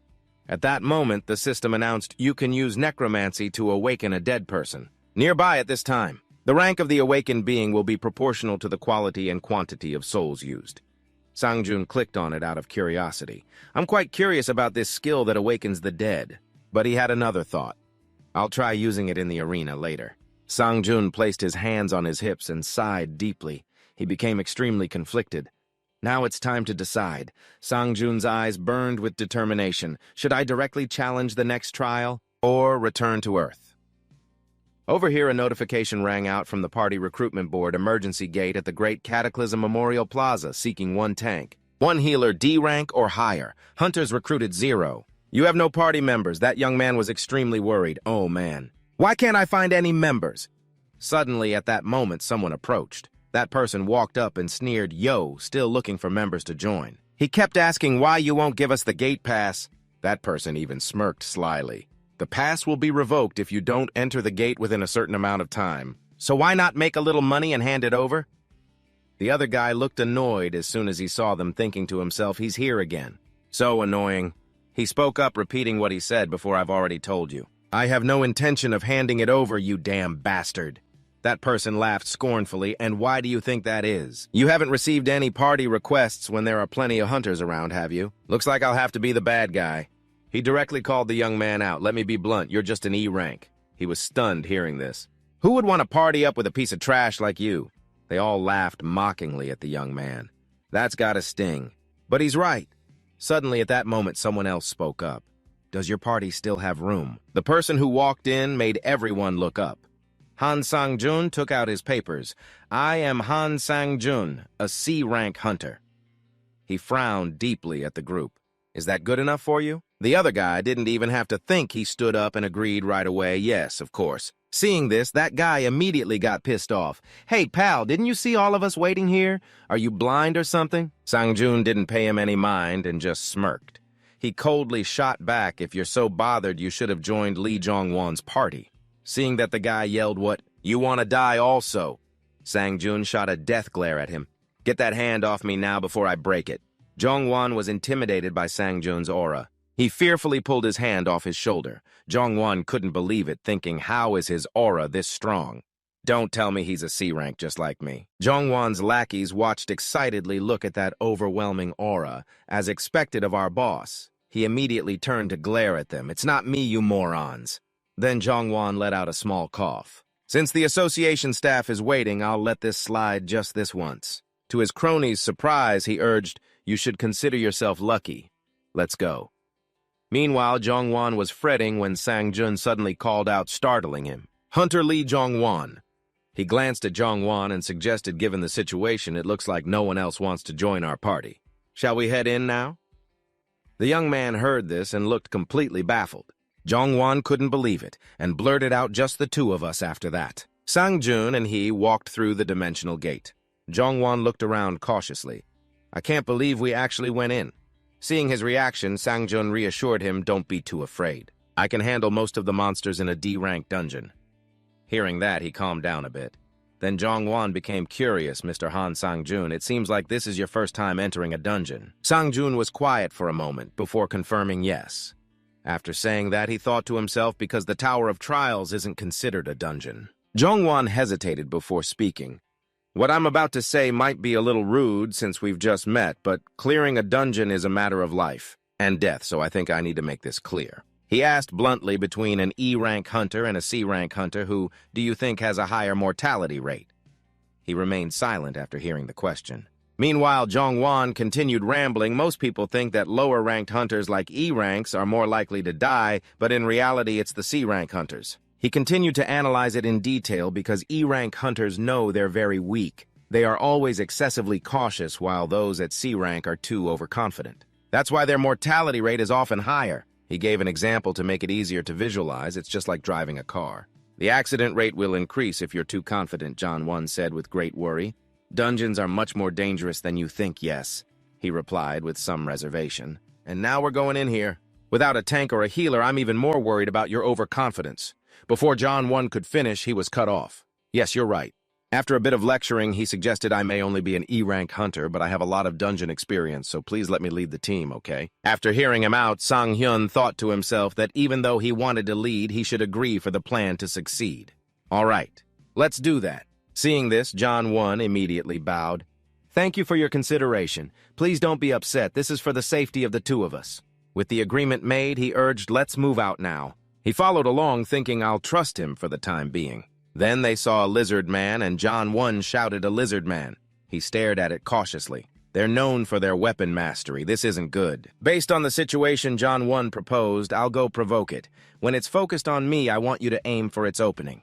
Sang Jun followed his instructions, replying, "Got it." From behind, he thought, I want to see how an experienced hunter deals with this.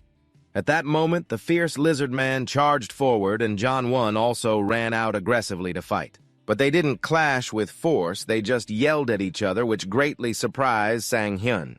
He watched Jong-won swing his sword and shout, wondering, "Don't tell me." Sang Jun thought in disbelief. Are they having a staring contest? He was not pleased with what he was seeing. "I only have 3 days. This return to Earth is only temporary. I don't want to waste time on a single lizard man near the dungeon entrance."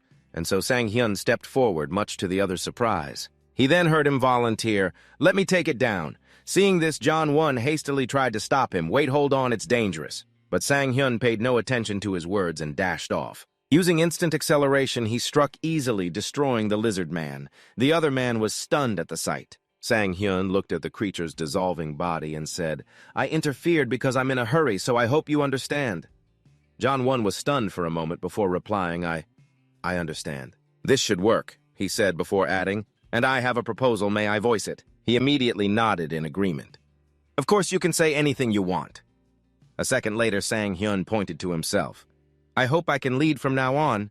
Just then, a large number of lizard men appeared. He charged forward bravely, easily annihilating them all. One chased after him for an ambush, but he just leaped off the ground to dodge. Sang Jun then descended from above, finishing it off. He was stunned as he watched him fight. Jong-won looked at Sang Jun with awe. This is a one-sided massacre. He didn't stop there, continuing his slaughter of the lizard men. Sang Jun swung his sword again and again. He destroyed them with ease.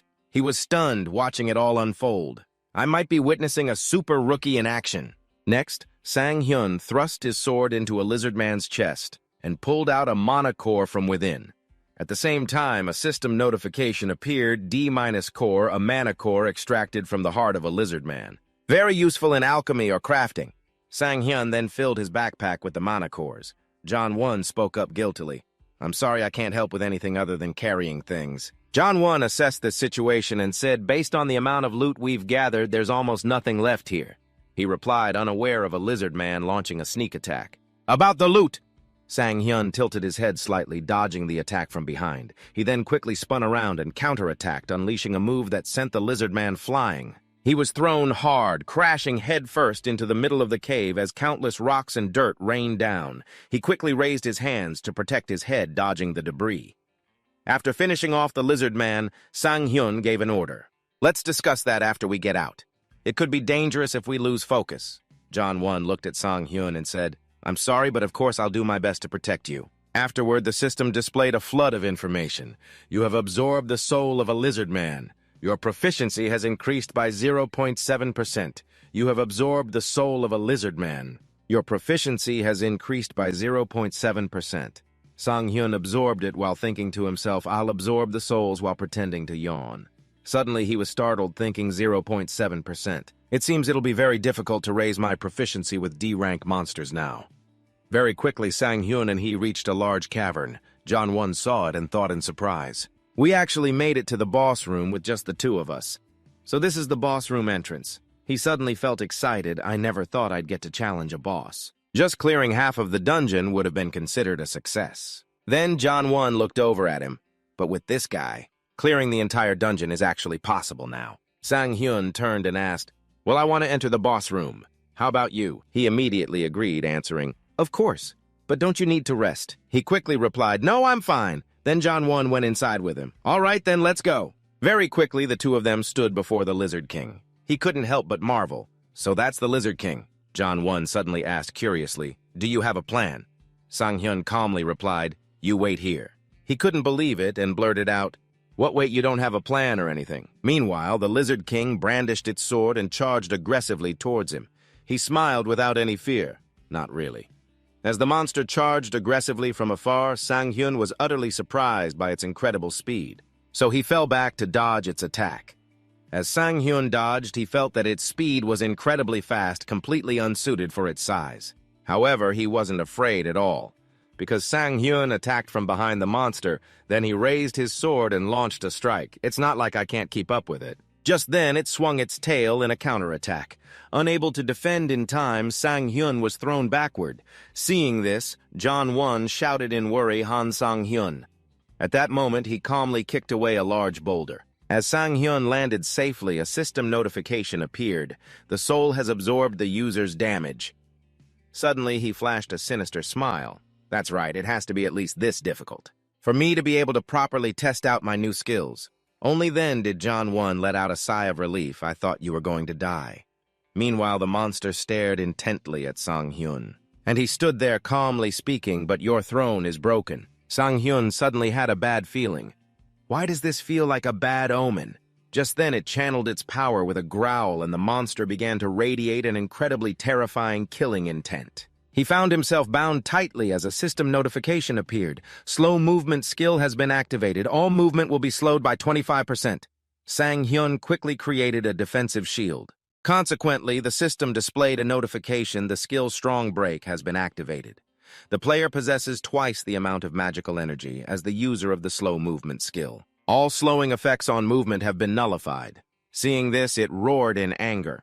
He now thought in surprise I was a little uncertain, because it was a skill created through combination, but it works quite well.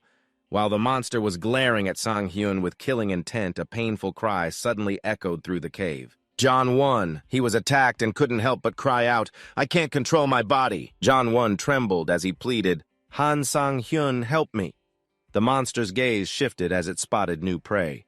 Sang Jun was also startled by this realization. "Wait a minute!" The monster was now charging aggressively towards him. Sang Jun was furious at its actions. "Hey, you lizard bastard, your opponent is me." He used his top speed to chase after the monster, but Sang Jun still couldn't catch it. "Damn it, I'm too far away." Then he suddenly let out a cry, and Sang Jun's eyes suddenly turned red. "Summon from the dead!" Then zombies appeared to stop the monster. They attacked it with their weapons, but the monster immediately swung its arm and wiped out all the zombies. He wasn't too surprised to see this scene. Of course they weren't strong enough, but in that 1 second I created. Sang Jun seized the opportunity to attack it, triggering a system notification skill. Grace of the Wind has been stacked. All movement speed increased by 60%.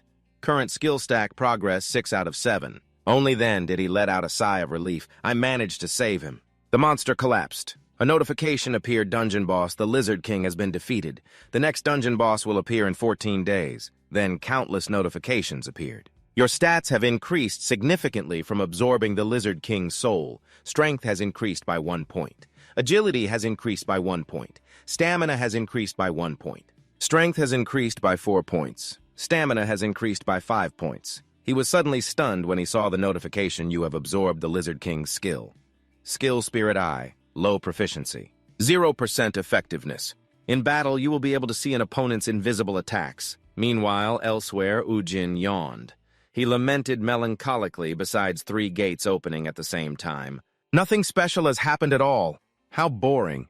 Then Ujin turned his head back and asked, "Hey, nothing noteworthy has happened, right?" His subordinate behind him confirmed that's right. "Nothing at all, Captain." Hearing that, he thought to himself, normally when the Vanguard Hunter team leaves after partially clearing a gate, the Association's raid team will arrive shortly after, and finish it by defeating the boss.